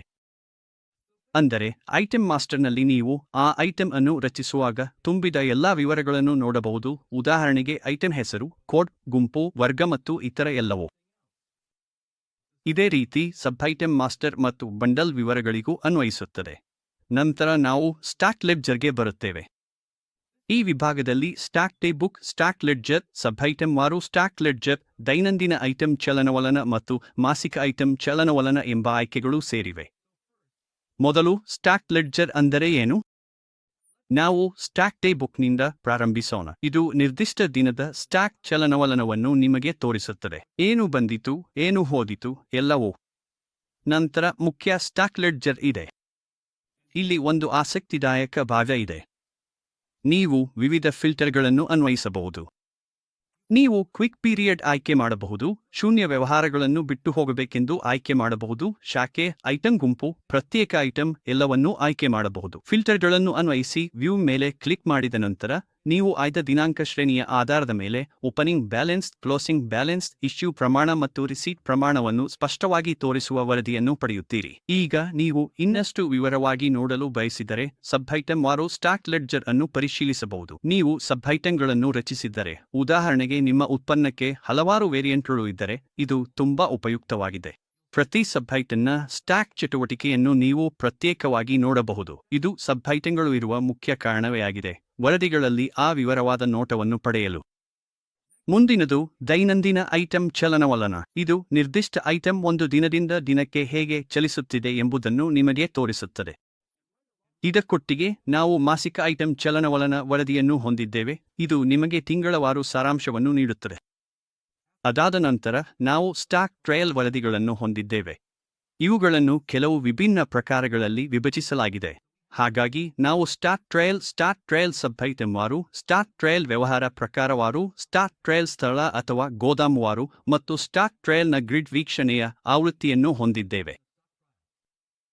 ಹೀಗಾಗಿ ನೀವು ಸ್ಟಾಕ್ ಟ್ರಯಲ್ ವರದಿಯನ್ನು ತೆರೆಯುವಾಗ ಮತ್ತು ನಿಮ್ಮ ಫಿಲ್ಟರ್ಗಳನ್ನು ಆಯ್ಕೆ ಮಾಡಿದಾಗ ಆಯ್ದ ಅವಧಿಗೆ ಆರಂಭಿಕ ಸ್ಟಾಕ್, ಸ್ವೀಕರಿಸಿದ ಐಟಂಗಳು, ವಿತರಿಸಿದ ಐಟಂಗಳು ಮತ್ತು ಕೊನೆಯಲ್ಲಿ ಮುಚ್ಚುವ ಶೇಷ ಇತ್ಯಾದಿ ವಿವರಗಳನ್ನು ನೋಡಬಹುದು. ನೀವು ಸ್ಟಾಕ್ ಟ್ರಯಲ್ ಸಬ್ ಐಟಂ ವಾರು ಆಯ್ಕೆ ಮಾಡಿದರೆ ಪ್ರತಿ ಉಪ ಐಟಂಗೆ ವಿಭಜನೆಯ ವಿವರಗಳನ್ನು ನೋಡಬಹುದು. ನೀವು ಕೇವಲ ಒಂದು ಐಟಂ ಪೇಂಟ್ N905 ನೋಡುವ ಬದಲು N905 orange, N905 blue, N905 green ಪ್ರತ್ಯೇಕವಾಗಿ ನೋಡಬಹುದು. ಈಗ ವ್ಯವಹಾರ ಪ್ರಕಾರವಾರು ಸ್ಟಾಕ್ ಟ್ರಯಲ್ ನಿಮಗೆ ಉಪಯುಕ್ತ ವಿವರಗಳನ್ನು ನೀಡುತ್ತದೆ. ಉದಾಹರಣೆಗೆ N905 ಐಟಂಗೆ ಎಷ್ಟು ಖರೀದಿ ಇನ್ವಾಯ್ಸ್ ಮೂಲಕ ಸ್ವೀಕರಿಸಲಾಗಿದೆ, ಎಷ್ಟು ಮಾರಾಟವಾಗಿದೆ, ಇನ್ವಾಯ್ಸ್ ಸ್ಥಿತಿ ಏನು, ಎಲ್ಲಿ ಬಳಸಲಾಗಿದೆ ಮತ್ತು ಇತ್ಯಾದಿ ಎಲ್ಲ ವಿವರಗಳನ್ನು ವ್ಯವಹಾರ ಪ್ರಕಾರವಾಗಿ ಸುಂದರವಾಗಿ ವಿಂಗಡಿಸಿ ನೋಡಬಹುದು. ಅದಾದ ಮೇಲೆ ಸ್ಥಳ ಅಥವಾ ಗೋದಾಮು ಪ್ರಕಾರ ಸ್ಟಾಕ್ ಟ್ರಯಲ್ ಕೂಡ ಇದೆ. ಇದು ವಿವಿಧ ಶಾಖೆಗಳು ಅಥವಾ ಗೋದಾಮುಗಳಲ್ಲಿ ಸ್ಟಾಕ್ ಚಲನವಲನವನ್ನು ಹೋಲಿಸಲು ನಿಮಗೆ ಸಹಾಯ ಮಾಡುತ್ತದೆ. ಉದಾಹರಣೆಗೆ ಚೆನ್ನೈ ಸ್ಥಳದಲ್ಲಿ ಆರಂಭಿಕ ಶೇಷ 400 ಆಗಿತ್ತು, ಮುಚ್ಚುವ ಶೇಷವೂ 400 ಆಗಿತ್ತು ಮತ್ತು ಆಯ್ದ ಅವಧಿಯಲ್ಲಿ ಯಾವುದೇ ವ್ಯವಹಾರ ನಡೆದಿರಲಿಲ್ಲ ಎಂಬುದನ್ನು ನೀವು ನೋಡಬಹುದು. ಹಾಗೆಯೇ ಇತರ ಸ್ಥಳಗಳಿಗೂ ಅವರವರ ಸ್ಟಾಕ್ ಚಟುವಟಿಕೆಗಳನ್ನು ನೀವು ನೋಡಬಹುದು. ಗ್ರಿಡ್ ವೀಕ್ಷಣೆ ಸಾಮಾನ್ಯ ವರದಿಯಂತೆಯೇ ಇದ್ದರೂ ಓದಲು ಸುಲಭವಾಗುವಂತೆ ಹೆಚ್ಚು ರಚನಾತ್ಮಕವಾದ ಗ್ರಿಡ್ ಸ್ವರೂಪದಲ್ಲಿ ಪ್ರದರ್ಶಿಸಲಾಗುತ್ತದೆ. ಮತ್ತು ಕೊನೆಗೆ ತಿಂಗಳು ಪ್ರಕಾರ ಸ್ಟಾಕ್ ಟ್ರಯಲ್ ಕೂಡ ಇದೆ. ಇದು ವಿವಿಧ ತಿಂಗಳುಗಳಲ್ಲಿ ಸ್ಟಾಕ್ ಡೇಟಾವನ್ನು ಹೋಲಿಸಿ ಸಮಯದೊಂದಿಗೆ ಇನ್ವೆಂಟರಿ ಮಟ್ಟಗಳು ಹೇಗೆ ಬದಲಾಗಿದೆ ಎಂಬುದನ್ನು ನೋಡಲು ಪರಿಪೂರ್ಣವಾಗಿದೆ. ಹೌದು, ಇದರಿಂದ ಅಲೈನ್ ಬಾಕ್ಸ್ನಲ್ಲಿ ಇನ್ವೆಂಟರಿ ವರದಿಗಳ ವಿಶಾಲ ಶ್ರೇಣಿಯನ್ನು ನಾವು ಆವರಿಸಿಕೊಂಡಿದ್ದೇವೆ. ಇವು ವಿವರವಾದವು, ಕಸ್ಟಮೈಸ್ ಮಾಡಬಹುದಾದವು ಮತ್ತು ಜಾಣ್ಮೆಯ ವ್ಯಾಪಾರ ನಿರ್ಧಾರಗಳನ್ನು ತೆಗೆದುಕೊಳ್ಳುವಾಗ ತುಂಬಾ ಸಹಾಯಕವಾಗಿವೆ. ಸರಿ, ಇದಾದ ಮೇಲೆ ನಾವು ಮೌಲ್ಯಮಾಪನ ವಿಭಾಗಕ್ಕೆ ಸಾಗುತ್ತೇವೆ. ಈಗ ಮೌಲ್ಯಮಾಪನದಲ್ಲಿ ನಾವು ಹಲವು ವಿಭಿನ್ನ ವರದಿಗಳನ್ನು ಹೊಂದಿದ್ದೇವೆ. ಇಲ್ಲಿ ಸ್ಟಾಕ್ ಮೌಲ್ಯಮಾಪನ, ಮರ್ಪ್ ಆಧಾರಿತ ಸ್ಟಾಕ್ ಮೌಲ್ಯಮಾಪನ, ವಿವರವಾದ ಸ್ಟಾಕ್ ಮೌಲ್ಯಮಾಪನ, ಕೊನೆಯ ಖರೀದಿ ದರದ ಆಧಾರದ ಸ್ಟಾಕ್ ಮೌಲ್ಯಮಾಪನ, ಬ್ಯಾಂಕ್ಗಾಗಿ ಸ್ಟಾಕ್ ಸ್ಟೇಟ್ಮೆಂಟ್, ಗುಣಲಕ್ಷಣ ಆಧಾರಿತ ಮೌಲ್ಯಮಾಪನ, ಉಪ ಐಟಂ ಆಧಾರಿತ ಮೌಲ್ಯಮಾಪನ ಮತ್ತು ಹೊಸ ಸ್ಟಾಕ್ ಮೌಲ್ಯಮಾಪನ ವರದಿ ಕೂಡ ಇದೆ. ಹಾಗಾದರೆ ಇವುಗಳಲ್ಲಿ ಪ್ರತಿ ಒಂದನ್ನು ಒಂದೊಂದಾಗಿ ನೋಡೋಣ. ಮೊದಲು ಸ್ಟಾಕ್ ಮೌಲ್ಯಮಾಪನ ಇದೆ. ಅಂದರೆ ಇದು ನಮ್ಮ ಪುಸ್ತಕಗಳಲ್ಲಿ ಪ್ರಸ್ತುತ ಇರುವ ಸ್ಟಾಕ್ನ ಮೌಲ್ಯವನ್ನು ನಮಗೆ ತೋರಿಸುತ್ತದೆ. ನೀವು ಎಷ್ಟು ಸ್ಟಾಕ್ ಇದೆ ಮತ್ತು ಆ ಸ್ಟಾಕ್ನ ಒಟ್ಟು ಮೌಲ್ಯವು ದರ ಮತ್ತು ಪ್ರಮಾಣದ ಆಧಾರದ ಮೇಲೆ ಎಷ್ಟು ಎಂಬುದನ್ನು ನೋಡಬಹುದು. ಇದು ನಿಮ್ಮ ಇನ್ವೆಂಟರಿ ಎಷ್ಟು ಮೌಲ್ಯವಿದೆ ಎಂಬುದನ್ನು ತ್ವರಿತವಾಗಿ ತಿಳಿಯಲು ಸಹಾಯ ಮಾಡುವ ಒಂದು ಸಣ್ಣ ನೋಟವಾಗಿದೆ. ಅದಾದ ಮೇಲೆ ಮರ್ಪ್ ಆಧಾರಿತ ಸ್ಟಾಕ್ ಮೌಲ್ಯಮಾಪನ ಬರುತ್ತದೆ. ಇದು ತುಂಬಾ ಸರಳವಾಗಿದೆ. ನೀವು ಖರೀದಿ ಅಥವಾ ವೆಚ್ಚದ ದರದ ಆಧಾರದ ಮೇಲೆ ಸ್ಟಾಕ್ ಮೌಲ್ಯವನ್ನು ನೋಡುವುದಕ್ಕೆ ಬದಲು ಇಲ್ಲಿ ನೀವು ಮರ್ಪ್ ಆಧಾರದ ಮೇಲೆ ನೋಡಬಹುದು. ಹಾಗಾಗಿ ನೀವು ಚಿಲ್ಲರೆ ಮೌಲ್ಯಗಳನ್ನು ಟ್ರ್ಯಾಕ್ ಮಾಡುತ್ತಿದ್ದರೆ ಈ ವರದಿ ಅದಕ್ಕೆ ಸಹಾಯ ಮಾಡುತ್ತದೆ. ಮುಂದೆ ಸ್ಟಾಕ್ ಮೌಲ್ಯಮಾಪನ ವಿವರ ಇದೆ. ಈ ವರದಿಯಲ್ಲಿ ನೀವು ಐಟಂ ಕೋಡ್, ಉಳಿದಿರುವ ಪ್ರಮಾಣ ಮತ್ತು ಯಾವ ವೌಚರ್ಗೆ ಸಂಬಂಧಿಸಿದೆ ಎಂಬಂತಹ ವಿವರವಾದ ವಿಭಾಗಗಳನ್ನು ನೋಡಬಹುದು. ಉದಾಹರಣೆಗೆ, ಆ ಐಟಂ ಖರೀದಿ ವೌಚರ್, ಮಾರಾಟ ವೌಚರ್ ಅಥವಾ ಬೇರೆ ಯಾವ ರೀತಿಯ ವೌಚರ್ ಮೂಲಕ ಬಂದಿದೆಯೋ ಎಲ್ಲವೂ ಇಲ್ಲಿ ಪಟ್ಟಿ ಮಾಡಲಾಗುತ್ತದೆ. ಅದಾದ ಮೇಲೆ ನಾವು ಕೊನೆಯ ಖರೀದಿ ದರದ ಆಧಾರದ ಮೇಲೆ ಸ್ಟಾಕ್ ಮೌಲ್ಯಮಾಪನವನ್ನು ಹೊಂದಿದ್ದೇವೆ. ಹಾಗಾಗಿ ನೀವು ನಿಮ್ಮ ಸ್ಟಾಕ್ನ ಮೌಲ್ಯವನ್ನು ಕೊನೆಯದಾಗಿ ನೀವು ಖರೀದಿಸಿದ ದರದ ಆಧಾರದ ಮೇಲೆ ನೋಡಲು ಬಯಸಿದರೆ ಈ ವರದಿಯನ್ನು ಪರಿಶೀಲಿಸಬಹುದು. ನೀವು ಶಾಖೆ ಹೆಸರು, ಐಟಂ ಕೋಡ್, ಆರಂಭಿಕ ಉಳಿಕೆ, ಅಂತಿಮ ಉಳಿಕೆ ಮತ್ತು ಸಂಬಂಧಿತ ಇನ್ವಾಯ್ಸ್ ಮಾಹಿತಿಯನ್ನು ಸಹ ಸ್ಪಷ್ಟವಾಗಿ ಇಲ್ಲಿ ನೋಡಬಹುದು. ಅದಾದ ಮೇಲೆ ನಾವು ಬ್ಯಾಂಕ್ಗಾಗಿ ಸ್ಟಾಕ್ ಸ್ಟೇಟ್ಮೆಂಟ್ ಎಂಬುದನ್ನು ಹೊಂದಿದ್ದೇವೆ. ಹಾಗಾಗಿ ನಿಮ್ಮ ಬ್ಯಾಂಕ್ ನಿಮಗೊಂದು ಸ್ಟಾಕ್ ಸ್ಟೇಟ್ಮೆಂಟ್ ಬೇಕೆಂದು ಕೇಳಿದರೆ ನೀವು ಈ ವರದಿಯನ್ನು ಸರಳವಾಗಿ ಪೂರ್ವ ವೀಕ್ಷಿಸಿ ಬ್ಯಾಂಕ್ಗೆ ಹಂಚಿಕೊಳ್ಳಬಹುದು. ಇದರಲ್ಲಿ ಆರಂಭಿಕ ಸ್ಟಾಕ್, ಅಂತಿಮ ಸ್ಟಾಕ್, ಮೌಲ್ಯಮಾಪನ ಮತ್ತು ಇತ್ಯಾದಿ ಎಲ್ಲ ಅಗತ್ಯ ಮಾಹಿತಿಗಳನ್ನು ಸುಂದರವಾದ ಸ್ವರೂಪದಲ್ಲಿ ಒಳಗೊಂಡಿದೆ. ಈಗ ನಾವು ಸ್ಟಾಕ್ ಮೌಲ್ಯಮಾಪನವನ್ನು ಅಟ್ರಿಬ್ಯೂಟ್ ಆಧಾರಿತವಾಗಿ ನೋಡೋಣ. ಇದು ಗಾತ್ರ, ಬಣ್ಣ ಅಥವಾ ಯಾವುದೇ ಕಸ್ಟಮ್ ಫೀಲ್ಡ್ಗಳಂತಹ ಐಟಂ ಅಟ್ರಿಬ್ಯೂಟ್ಗಳನ್ನು ಬಳಸುವ ವ್ಯವಹಾರಗಳಿಗಾಗಿ ನೀವು ನಿಮ್ಮ ಅಟ್ರಿಬ್ಯೂಟ್ ಆಯ್ಕೆ ಮಾಡಬಹುದು ಮತ್ತು ವ್ಯವಸ್ಥೆ ಆಧಾರದ ಮೇಲೆ ಸ್ಟಾಕ್ ಮೌಲ್ಯಮಾಪನವನ್ನು ವಿಭಜಿಸಿ ತೋರಿಸುತ್ತದೆ. ಅದಾದ ಮೇಲೆ ನಾವು ಸಬ್ಐಟಂ ಆಧಾರಿತ ಸ್ಟಾಕ್ ಮೌಲ್ಯಮಾಪನವನ್ನು ಹೊಂದಿದ್ದೇವೆ. ಹಾಗಾಗಿ ನೀವು ಸಬ್ಐಟಂಗಳೊಂದಿಗೆ ಕೆಲಸ ಮಾಡುತ್ತಿದ್ದರೆ, ಉದಾಹರಣೆಗೆ ಒಂದು ಉತ್ಪನ್ನದ ವಿಭಿನ್ನ ರೂಪಾಂತರಗಳು ಇದ್ದರೆ, ಈ ವರದಿಯಲ್ಲಿ ಅವುಗಳ ಸ್ಟಾಕ್ ಮೌಲ್ಯಮಾಪನವನ್ನು ಪ್ರತ್ಯೇಕವಾಗಿ ನೋಡಬಹುದು. ಸರಿ, ಈಗ ನಾವು ಮೆಟೀರಿಯಲ್ ಇಶ್ಯೂ, ರಿಸೀಟ್ ಮತ್ತು ಅಡ್ಜಸ್ಟ್ಮೆಂಟ್ಗೆ ಹೋಗೋಣ. ನಾವು ಈಗಾಗಲೇ ಮೆಟೀರಿಯಲ್ಗಳನ್ನು ಹೇಗೆ ಇಶ್ಯೂ ಮಾಡುವುದು, ಸ್ವೀಕರಿಸುವುದು ಮತ್ತು ಸ್ಟಾಕ್ ಅನ್ನು ಅಡ್ಜಸ್ಟ್ ಮಾಡುವುದು ನೋಡಿದ್ದೇವೆ. ಆದರೆ ನೀವು ಈ ಕಾರ್ಯಾಚರಣೆಗಳನ್ನು ಎಷ್ಟು ಬಾರಿ ಮತ್ತು ಯಾವ ಪ್ರಮಾಣದಲ್ಲಿ ಮಾಡಿದ್ದೀರಿ ತೋರಿಸುವ ವರದಿಯನ್ನು ನೋಡಲು ಈ ರಿಜಿಸ್ಟರ್ಗಳು. ಮೆಟೀರಿಯಲ್ ಇಶ್ಯೂ ರಿಜಿಸ್ಟರ್ನಿಂದ ಪ್ರಾರಂಭಿಸೋಣ. ಇಲ್ಲಿ ನೀವು ಒಂದು ಅವಧಿಯಲ್ಲಿ, ಉದಾಹರಣೆಗೆ ವರ್ಷಪೂರ್ತಿ, ಎಷ್ಟು ಐಟಂಗಳನ್ನು ಇಶ್ಯೂ ಮಾಡಿದ್ದೀರಿ ಎಂಬುದನ್ನು ಟ್ರ್ಯಾಕ್ ಮಾಡಬಹುದು. ನೀವು ಐಟಂ ವಿವರಗಳು, ಕೋಡ್ಗಳು, ಸಬ್ ಐಟಂಗಳು ಇದ್ದರೆ ಅವುಗಳು ಸಹ ಮತ್ತು ಎಷ್ಟು ಪೀಸ್ಗಳನ್ನು ಇಶ್ಯೂ ಮಾಡಲಾಗಿದೆ ಎಂಬುದನ್ನು ನೋಡಬಹುದು. ಅದಾದ ಮೇಲೆ ರಿಸೀಟ್ ರಿಜಿಸ್ಟರ್ ಇದೆ. ಇದು ಕೂಡ ಅದೇ ರೀತಿಯಲ್ಲಿ ಕಾರ್ಯನಿರ್ವಹಿಸುತ್ತದೆ. ಇದು ನೀವು ಪ್ರತಿ ಐಟಂನ ಎಷ್ಟು ಯೂನಿಟ್ಗಳನ್ನು ಯಾವಾಗ ಸ್ವೀಕರಿಸಿದ್ದೀರಿ ಎಂಬುದನ್ನು ತೋರಿಸುತ್ತದೆ. ಮತ್ತೆ ಸ್ಟಾಕ್ ಅಡ್ಜಸ್ಟ್ಮೆಂಟ್ ರಿಜಿಸ್ಟರ್ ಇದೆ. ಇದು ನೀವು ಮಾಡಿದ ಎಲ್ಲ ಅಡ್ಜಸ್ಟ್ಮೆಂಟ್ಗಳನ್ನು, ಉದಾಹರಣೆಗೆ ಹೆಚ್ಚುವರಿ ಅಥವಾ ಕೊರತೆ ಎಂಟ್ರಿಗಳನ್ನು ತೋರಿಸುತ್ತದೆ ಮತ್ತು ಒಟ್ಟು ಪ್ರಮಾಣ ಹಾಗೂ ಅಡ್ಜಸ್ಟ್ ಮಾಡಿದ ಮೊತ್ತವನ್ನು ನೀಡುತ್ತದೆ. ಅದನ್ನು ಅನುಸರಿಸಿ ಮೆಟೀರಿಯಲ್ ಇಶ್ಯೂ ವಿರುದ್ಧ ರಿಸೀಟ್ ಎಂಬ ವರದಿ ಇದೆ. ಈ ವರದಿ ಬಹಳ ಉಪಯುಕ್ತವಾಗಿದೆ ಏಕೆಂದರೆ ನೀವು ನಿರ್ದಿಷ್ಟ ಅವಧಿಯಲ್ಲಿ ಎಷ್ಟು ಮೆಟೀರಿಯಲ್ ಇಶ್ಯೂ ಮಾಡಲಾಗಿದೆ ಮತ್ತು ಎಷ್ಟು ರಿಸೀವ್ ಮಾಡಲಾಗಿದೆ ಎಂಬುದನ್ನು ಪಕ್ಕಪಕ್ಕದಲ್ಲಿ ಹೋಲಿಸಬಹುದು. ಜೊತೆಗೆ ಉಳಿದ ಬ್ಯಾಲೆನ್ಸ್ ಕೂಡ ನೀಡುತ್ತದೆ. ಆದ್ದರಿಂದ ಯಾವುದೇ ಅಂತರವನ್ನು ನೀವು ಟ್ರ್ಯಾಕ್ ಮಾಡಬಹುದು. ಮುಂದಿನದು ಬ್ರಾಂಚ್ ಟ್ರಾನ್ಸ್ಫರ್ ವರದಿಗಳು. ಇದು ವಿಭಿನ್ನ ಸ್ಥಳಗಳು ಅಥವಾ ಶಾಖೆಗಳ ನಡುವೆ ಸರಕುಗಳ ಚಲನವಲನವನ್ನು ಒಳಗೊಂಡಿದೆ.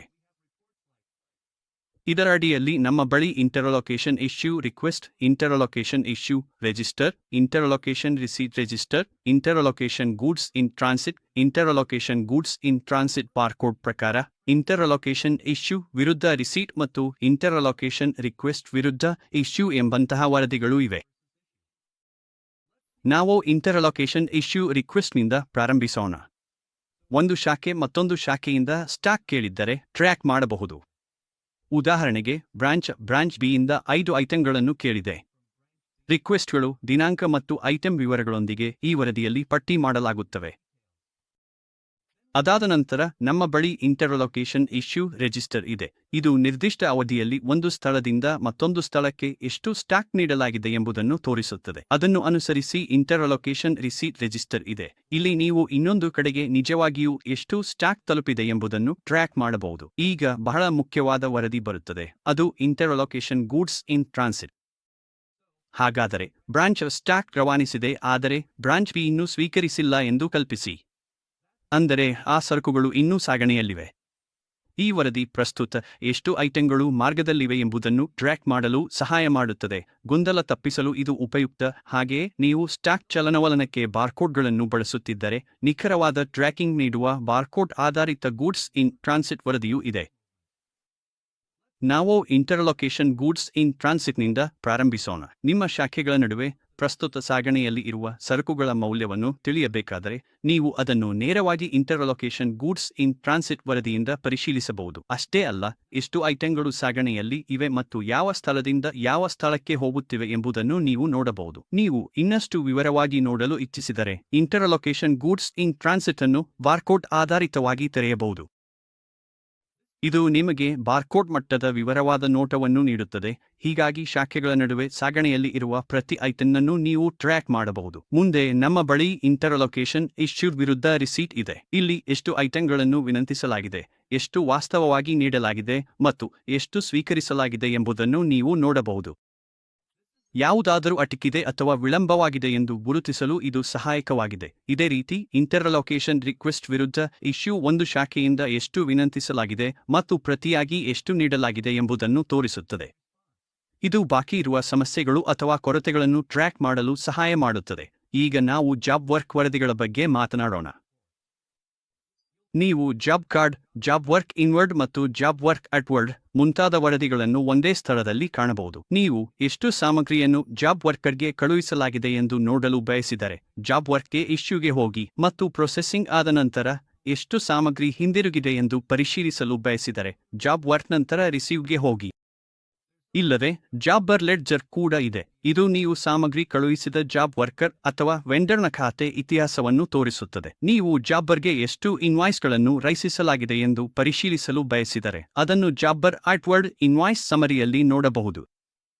ಈಗ ನಾವು ಜಾಬ್ ವರ್ಕ್ಗೆ ಎಷ್ಟು ಸಾಮಗ್ರಿ ಇಶ್ಯೂ ಮಾಡಲಾಗಿದೆ ಮತ್ತು ಪ್ರೊಸೆಸಿಂಗ್ ನಂತರ ಎಷ್ಟು ಹಿಂದಿರುಗಿದೆ ಎಂಬುದನ್ನು ಹೋಲಿಸೋಣ. ಅದಕ್ಕಾಗಿ issue for job work versus received after job work ಎಂಬ ವರದಿಯನ್ನು ಬಳಸಿ. ಇದು ಯಾವುದು ಹೊರಹೋಗಿದೆ, ಯಾವುದು ಹಿಂದಿರುಗಿದೆ ಮತ್ತು ಯಾವುದು ಇನ್ನೂ ಬಾಕಿ ಇದೆ ಎಂಬುದನ್ನು ನಿಮಗೆ ತೋರಿಸುತ್ತದೆ. ಅನಂತರ received after job work with consumption ಎಂಬ ವರದಿಯೂ ಇದೆ. ಇದು ನೀವು ಬಳಕೆಯನ್ನು ಟ್ರ್ಯಾಕ್ ಮಾಡಲು ಬಯಸುವಾಗ ಉಪಯುಕ್ತ. ಉದಾಹರಣೆಗೆ, ನೀವು 100 ಯೂನಿಟ್ಗಳನ್ನು ಕಳುಹಿಸಿ 20 ಯೂನಿಟ್ಗಳನ್ನು ಹಿಂದಿರುಗಿಸಿದ್ದರೆ 80 ಯೂನಿಟ್ಗಳು ಬಳಕೆಯಾಗಿವೆ ಎಂದು ಇದು ನಿಮಗೆ ತಿಳಿಸುತ್ತದೆ. ನೀವು ಐಟಂ ವಿವರಗಳನ್ನು ನೋಡಬಹುದು: ಕೋಡ್, ಯೂನಿಕ್, ಪ್ರಮಾಣ, ದರ ಮತ್ತು ಒಟ್ಟು ಬಳಕೆಯ ಮೊತ್ತ. ಈಗ ನಾವು ಸೀರಿಯಲ್ ಮತ್ತು IMEI ಆಧಾರಿತ ವರದಿಗಳ ಕಡೆಗೆ ಸಾಗೋಣ.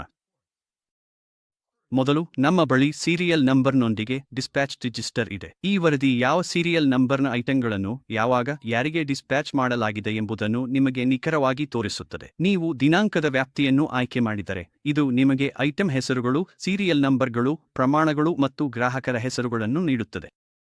ಅನಂತರ ಸೀರಿಯಲ್ ನಂಬರ್ ಆಧಾರಿತ ಸೇಲ್ಸ್ ರಿಜಿಸ್ಟರ್ ಇದೆ. ಇಲ್ಲಿ ನೀವು ಮಾರಾಟವಾದ ಎಲ್ಲ ಐಟಂಗಳನ್ನು ಅವುಗಳ ಸೀರಿಯಲ್ಗಳೊಂದಿಗೆ ನೋಡಬಹುದು. ನೀವು ಖರೀದಿಸಿದವುಗಳನ್ನು ಹುಡುಕುತ್ತಿದ್ದರೆ ಸೀರಿಯಲ್ ನಂಬರ್ ಆಧಾರಿತ ಪರ್ಚೇಸ್ ರಿಜಿಸ್ಟರ್ ಬಳಸಿ. ಇದು ಕೂಡ ಅದೇ ರೀತಿಯಲ್ಲಿ ಕಾರ್ಯನಿರ್ವಹಿಸುತ್ತದೆ, ಆದರೆ ಒಳಬರುವ ಸರಕುಗಳಿಗೆ ಮಾತ್ರ. ನಿಮ್ಮ ಸ್ಟಾಕ್ ಪರಿಶೀಲಿಸಲು ಸೀರಿಯಲ್ ಆಧಾರಿತ ಸ್ಟಾಕ್ ಬ್ಯಾಲೆನ್ಸ್ ನೋಡಬಹುದು. ಇದು ಯಾವ ಸೀರಿಯಲ್ ನಂಬರ್ಗಳು ನಿಮ್ಮ ಇನ್ವೆಂಟರಿಯಲ್ಲಿ ಇವೆ ಎಂದು ಹೇಳುತ್ತದೆ. ಮಿಸ್ಮ್ಯಾಚ್ ಸಮಸ್ಯೆಗಳಿದ್ದರೆ ಸೀರಿಯಲ್ ವಿರುದ್ಧ ಸ್ಟಾಕ್ ವ್ಯತ್ಯಾಸ ವರದಿ ಇದೆ. ಇದು ನಿಮ್ಮ ನಿಜವಾದ ಸ್ಟಾಕ್ ಪ್ರಮಾಣವನ್ನು ಸಿಸ್ಟಂನಲ್ಲಿ ತೋರಿಸುವ ಪ್ರಮಾಣದೊಂದಿಗೆ ಸೀರಿಯಲ್ ನಂಬರ್ ಮಟ್ಟದಲ್ಲಿ ಸೇಲ್ಸ್, ಪರ್ಚೇಸ್, ಡಿಸ್ಪ್ಯಾಚ್ ಮತ್ತು ಇತರ ವೌಚರ್ಗಳಾದ್ಯಂತ ಹೋಲಿಸುತ್ತದೆ. ಮುಂದಿನದು ಸೀರಿಯಲ್ ಸ್ಟಾಕ್ ಟ್ರ್ಯಾಕಿಂಗ್. ಇದು ಒಂದು ಆಡಿಟ್ ಟ್ರೇಲ್ನಂತೆ. ಇದು ಪ್ರತಿ ಸೀರಿಯಲ್ ನಂಬರ್ ಎಲ್ಲಿ ಫ್ರೋಮ್ ಖರೀದಿರಿಂದ ಮಾರಾಟ ಅಥವಾ ವರ್ಗಾವಣೆ ಹೋಗಿದೆ ಎಂಬುದನ್ನು ನೀವು ಟ್ರೇಸ್ ಮಾಡಿಕೊಳ್ಳಲು ಸಹಾಯ ಮಾಡುತ್ತದೆ. ಮತ್ತು ಕೊನೆಗೆ ಸೀರಿಯಲ್ ಇನ್ವರ್ಡ್ ವಿರುದ್ಧ ಔಟ್ವರ್ಡ್ ಎಂಬುದು ಇದೆ. ಇದು ಪ್ರತಿ ಸೀರಿಯಲ್ ನಂಬರ್ಗೆ ನೀವು ಎಷ್ಟು ಯೂನಿಟ್ಗಳನ್ನು ಸ್ವೀಕರಿಸಿದ್ದೀರಿ ಮತ್ತು ಎಷ್ಟು ಯೂನಿಟ್ಗಳನ್ನು ಹೊರಹಾಕಿದ್ದೀರಿ ಎಂಬುದರ ಸರಳ ವಿವರಣೆಯನ್ನು ನೀಡುತ್ತದೆ. ಮುಂದೆ ಅಟ್ರಿಬ್ಯೂಟ್ ಬಾರ್ಕೋಡ್ ವರದಿಗಳ ಬಗ್ಗೆ ಮಾತನಾಡೋಣ. ಇಲ್ಲಿ ನೀವು ಅಟ್ರಿಬ್ಯೂಟ್ಗಳು ಮತ್ತು ಬಾರ್ಕೋಡ್ಗಳನ್ನು ಬಳಸಿ ನೀವು ರಚಿಸಿರುವ ಎಲ್ಲದರ ವಿವರವಾದ ವರದಿಗಳನ್ನು ನೋಡಬಹುದು. ನಿಮ್ಮ ಬಳಿ ಅಟ್ರಿಬ್ಯೂಟ್ ಬಾರ್ಕೋಡ್, ಮಾರಾಟ ರಿಜಿಸ್ಟರ್, ಖರೀದಿ ರಿಜಿಸ್ಟರ್ ಮತ್ತು ಅಟ್ರಿಬ್ಯೂಟ್ ಮ್ಯಾಟ್ರಿಕ್ಸ್ ವೀಕ್ಷಣೆಯೊಂದಿಗೆ ಮಾರಾಟ ಮತ್ತು ಖರೀದಿ ರಿಜಿಸ್ಟರ್ಗಳಂತಹ ರಿಜಿಸ್ಟರ್ಗಳಿವೆ. ಅದೇ ರೀತಿ ಸ್ಟಾಕ್ ಟ್ರಯಲ್ ಅಟ್ರಿಬ್ಯೂಟ್ ವಾರು ಬಾರ್ಕೋಡ್ ರಿಜಿಸ್ಟರ್ ಕೂಡ ಇದೆ, ಜೊತೆಗೆ ಇನ್ನೂ ಅನೇಕ ಇತರ ಸಮಾನ ವರದಿಗಳಿವೆ. ಉದಾಹರಣೆಗೆ, ಮರ್ಪ್ ವಾರು ಸ್ಟಾಕ್ ಬ್ಯಾಲೆನ್ಸ್ ವರದಿಯಲ್ಲಿ ನೀವು ಮರ್ಪ್ ಮತ್ತು ಸ್ಥಳದ ಆಧಾರದ ಮೇಲೆ ಸ್ಟಾಕ್ ಪರಿಶೀಲಿಸಬಹುದು. ಹೇಳೋಣ, ಚೆನ್ನೈನಲ್ಲಿ ನೀವು protein mix, fruit mix flavour ಅನ್ನು ಮರ್ಪ್ 520 ರೊಂದಿಗೆ ಹೊಂದಿದ್ದೀರಿ. ಮಾರಾಟ ದರವು 520 ಆಗಿದ್ದು ನಿಮ್ಮ ಬಳಿ ಸ್ಟಾಕ್ನಲ್ಲಿ 6 ಯೂನಿಟ್ಗಳು ಉಳಿದಿವೆ. ಈ ರೀತಿಯಲ್ಲಿ ನಿಮ್ಮ ಸ್ಟಾಕ್ ಮೌಲ್ಯ ಮತ್ತು ಪ್ರಮಾಣವನ್ನು ಸುಲಭವಾಗಿ ಗಮನದಲ್ಲಿಟ್ಟುಕೊಳ್ಳಬಹುದು. ನೀವು ಸ್ಟಾಕ್ ಏಜಿಂಗ್ ಅಟ್ರಿಬ್ಯೂಟ್ವಾರು ಮತ್ತು ಸ್ಟಾಕ್ ಟ್ರಯಲ್ ಅಟ್ರಿಬ್ಯೂಟ್ವಾರು ಗೋದಾಮು ಕಾಲಮರ್ ವರದಿಗಳನ್ನು ಕೂಡ ನೋಡಬಹುದು. ಉದಾಹರಣೆಗೆ, ನೀವು ಪ್ರೋಟೀನ್ ಸಿ ಎಂಬ ಉತ್ಪನ್ನಕ್ಕೆ ಬಣ್ಣದಂತಹ ಅಟ್ರಿಬ್ಯೂಟ್ಗಳನ್ನು ಟ್ರ್ಯಾಕ್ ಮಾಡಿದರೆ ಪ್ರತಿ ಸ್ಥಳ ಮತ್ತು ಅಟ್ರಿಬ್ಯೂಟ್ ಪ್ರಕಾರ ಓಪನಿಂಗ್ ಬ್ಯಾಲೆನ್ಸ್, ಸ್ವೀಕರಿಸಿದ ಪ್ರಮಾಣ, ವಿತರಿಸಿದ ಪ್ರಮಾಣ ಮತ್ತು ಕ್ಲೋಸಿಂಗ್ ಬ್ಯಾಲೆನ್ಸ್ ಅನ್ನು ನೋಡಬಹುದು. ಈಗ ಫಾರ್ಮಾ ಬ್ಯಾಚ್ ವರದಿಗಳ ಕಡೆಗೆ ಸಾಗೋಣ. ವರದಿಗಳು. ಈ ವರದಿಗಳು ಫಾರ್ಮಾ ಉದ್ಯಮಗಳಿಗೆ ಅತ್ಯಂತ ಅಗತ್ಯವಾದವು. ನಿಮಗೆ ಬ್ಯಾಚ್ ಪ್ರಕಾರದ ವಿವರಗಳನ್ನು ಅವುಗಳಲ್ಲಿ ಅವಧಿ ಮುಗಿಯುವ ದಿನಾಂಕ ಮತ್ತು ತಯಾರಿಕಾ ದಿನಾಂಕಗಳೊಂದಿಗೆ ಒದಗಿಸುತ್ತವೆ. ಮೊದಲು ನಮ್ಮ ಬಳಿ ಬ್ಯಾಚ್ ಸ್ಟಾಕ್ ಟ್ರ್ಯಾಕಿಂಗ್ ಇದೆ. ಇಲ್ಲಿ ನೀವು ಪ್ರತಿಯೊಂದು ಐಟಂನ ಬ್ಯಾಚ್ ಸಂಖ್ಯೆ, ತಯಾರಿಕಾ ದಿನಾಂಕ, ಅವಧಿ ಮುಗಿಯುವ ದಿನಾಂಕ ಮತ್ತು ಮಾರಾಟ ದರವನ್ನು ಒಂದೇ ವರದಿಯಲ್ಲಿ ನೋಡಬಹುದು. ಮುಂದೆ ಬ್ಯಾಚ್ ವಿವರ ಪ್ರಕಾರದ ಸ್ಟಾಕ್ ಬ್ಯಾಲೆನ್ಸ್ ಇದೆ. ಇದು ಬ್ಯಾಚ್ಗೆ ಸಂಬಂಧಿಸಿದ ಸ್ಟಾಕ್ ಮಾಹಿತಿಯನ್ನು ತೋರಿಸುತ್ತದೆ. ಉದಾಹರಣೆಗೆ, ನೀವು ಪ್ಯಾರಾಸಿಟಮಾಲ್ನ ಬ್ಯಾಚ್ ಸಂಖ್ಯೆ, ತಯಾರಿಕಾ ಮತ್ತು ಅವಧಿ ಮುಗಿಯುವ ದಿನಾಂಕಗಳು, ಖರೀದಿ ಪ್ರಮಾಣ, ಮಾರಾಟ ದರ ಮತ್ತು ಉಳಿದಿರುವ ಸ್ಟಾಕ್ ಅನ್ನು ನೋಡಬಹುದು. ಅನಂತರ ಬ್ಯಾಚ್ ಸಂಖ್ಯೆ ಪ್ರಕಾರದ ಸ್ಟಾಕ್ ಬ್ಯಾಲೆನ್ಸ್ ಇದೆ. ಈ ವರದಿ ಬ್ಯಾಚ್ ಸಂಖ್ಯೆ ಮತ್ತು ಪ್ರಮಾಣದ ಮೇಲೆ ಮಾತ್ರ ಗಮನಹರಿಸುತ್ತದೆ. ತಯಾರಿಕಾ ಅಥವಾ ಅವಧಿ ಮುಗಿಯುವ ದಿನಾಂಕಗಳನ್ನು ತೋರಿಸುವುದಿಲ್ಲ, ಆದರೆ ಪರಿಣಾಮಕಾರಿ ದರವನ್ನು ಒಳಗೊಂಡಿರುತ್ತದೆ. ನೀವು ಬ್ಯಾಚ್ ಎಕ್ಸ್ಪೈರಿ ರಿಜಿಸ್ಟರ್ ಅನ್ನು ಕೂಡ ಹೊಂದಿದ್ದೀರಿ. ಇದು ಅವಧಿ ಮುಗಿಯುವ ದಿನಾಂಕಗಳು, ಎನ್ಆರ್ಪಿಗಳು ಮತ್ತು ಬ್ಯಾಚ್ ವಿವರಗಳನ್ನು ಟ್ರ್ಯಾಕ್ ಮಾಡಲು ಸಹಾಯ ಮಾಡುತ್ತದೆ. ಇದರಿಂದ ನೀವು ಯಾವ ಉತ್ಪನ್ನವು ಅವಧಿ ಮುಗಿಯುವುದನ್ನು ತಪ್ಪಿಸಿಕೊಳ್ಳುವುದಿಲ್ಲ. ಲಾಭದಾಯಕತೆ ಕುರಿತು ಒಳನೋಟಗಳಿಗಾಗಿ ಒಂದು drug sales register, batch wise ಪ್ರಾಫಿಟಬಿಲಿಟಿಯನ್ನು ಪರಿಶೀಲಿಸಿ. ಇದು ನೀವು ಪ್ರತಿ ಬ್ಯಾಚ್ನಲ್ಲಿ ಎಷ್ಟು ಲಾಭ ಗಳಿಸಿದ್ದೀರಿ ಎಂಬುದನ್ನು ತೋರಿಸುತ್ತದೆ. ಉದಾಹರಣೆಗೆ, ನೀವು ಒಂದು ಬ್ಯಾಚ್ ಅನ್ನು 200 ರೂಪಾಯಿಗೆ ಖರೀದಿಸಿ 300 ರೂಪಾಯಿಗೆ ಮಾರಿದರೆ, ಈ ವರದಿ ಆ ಬ್ಯಾಚ್ಗೆ ಲಾಭವನ್ನು ಲೆಕ್ಕ ಹಾಕುತ್ತದೆ. ಉದಾಹರಣೆಗೆ, ಆ ಬ್ಯಾಚ್ಗೆ 648 ರೂಪಾಯಿ ಲಾಭ ಎಂದು ತೋರಿಸುತ್ತದೆ. ನೀವು ಈ ವರದಿಗಳ ಮೂಲಕ ಫಾರ್ಮಾ ಸ್ಟಾಕ್ ವಿವರಗಳನ್ನು, ಉದ್ಘಾಟನಾ ಮತ್ತು ಮುಚ್ಚುವ ಸ್ಟಾಕ್ ಬ್ಯಾಲೆನ್ಸ್ಗಳನ್ನು ಕೂಡ ನಿರ್ವಹಿಸಬಹುದು. ಕೊನೆಗೆ, ನಾವು ಇನ್ನೂ ಕೆಲವು ಉಪಯುಕ್ತ ರಿಜಿಸ್ಟರ್ಗಳನ್ನು ಹೊಂದಿದ್ದೇವೆ. ಉದಾಹರಣೆಗೆ, imitation jewellery, rental booking register ಮತ್ತು ಮಾರ್ಷಲ್ ರಿಕ್ವೆಸ್ಟ್ ಪ್ಲಾನಿಂಗ್. ಈ ರಿಜಿಸ್ಟರ್ಗಳು ಮತ್ತು ವರದಿಗಳು ನಿಮ್ಮ ವ್ಯವಹಾರವನ್ನು ನಿರ್ವಹಿಸುವುದನ್ನು ತುಂಬಾ ಸುಲಭಗೊಳಿಸುತ್ತವೆ, ಏಕೆಂದರೆ ನೀವು ಯಾವ ವರದಿಗಳನ್ನು ನೋಡಬೇಕು ಮತ್ತು ಯಾವ ವಿವರಗಳನ್ನು ಪರಿಶೀಲಿಸಬೇಕು ಎಂಬುದನ್ನು ಸ್ಪಷ್ಟವಾಗಿ ತಿಳಿದಿದ್ದರೆ, ನೀವು ನಿಮ್ಮ ಇನ್ವೆಂಟರಿಯನ್ನು ಪರಿಣಾಮಕಾರಿಯಾಗಿ ಒಂದೇ ಸ್ಥಳದಿಂದ ನಿರ್ವಹಿಸಬಹುದು.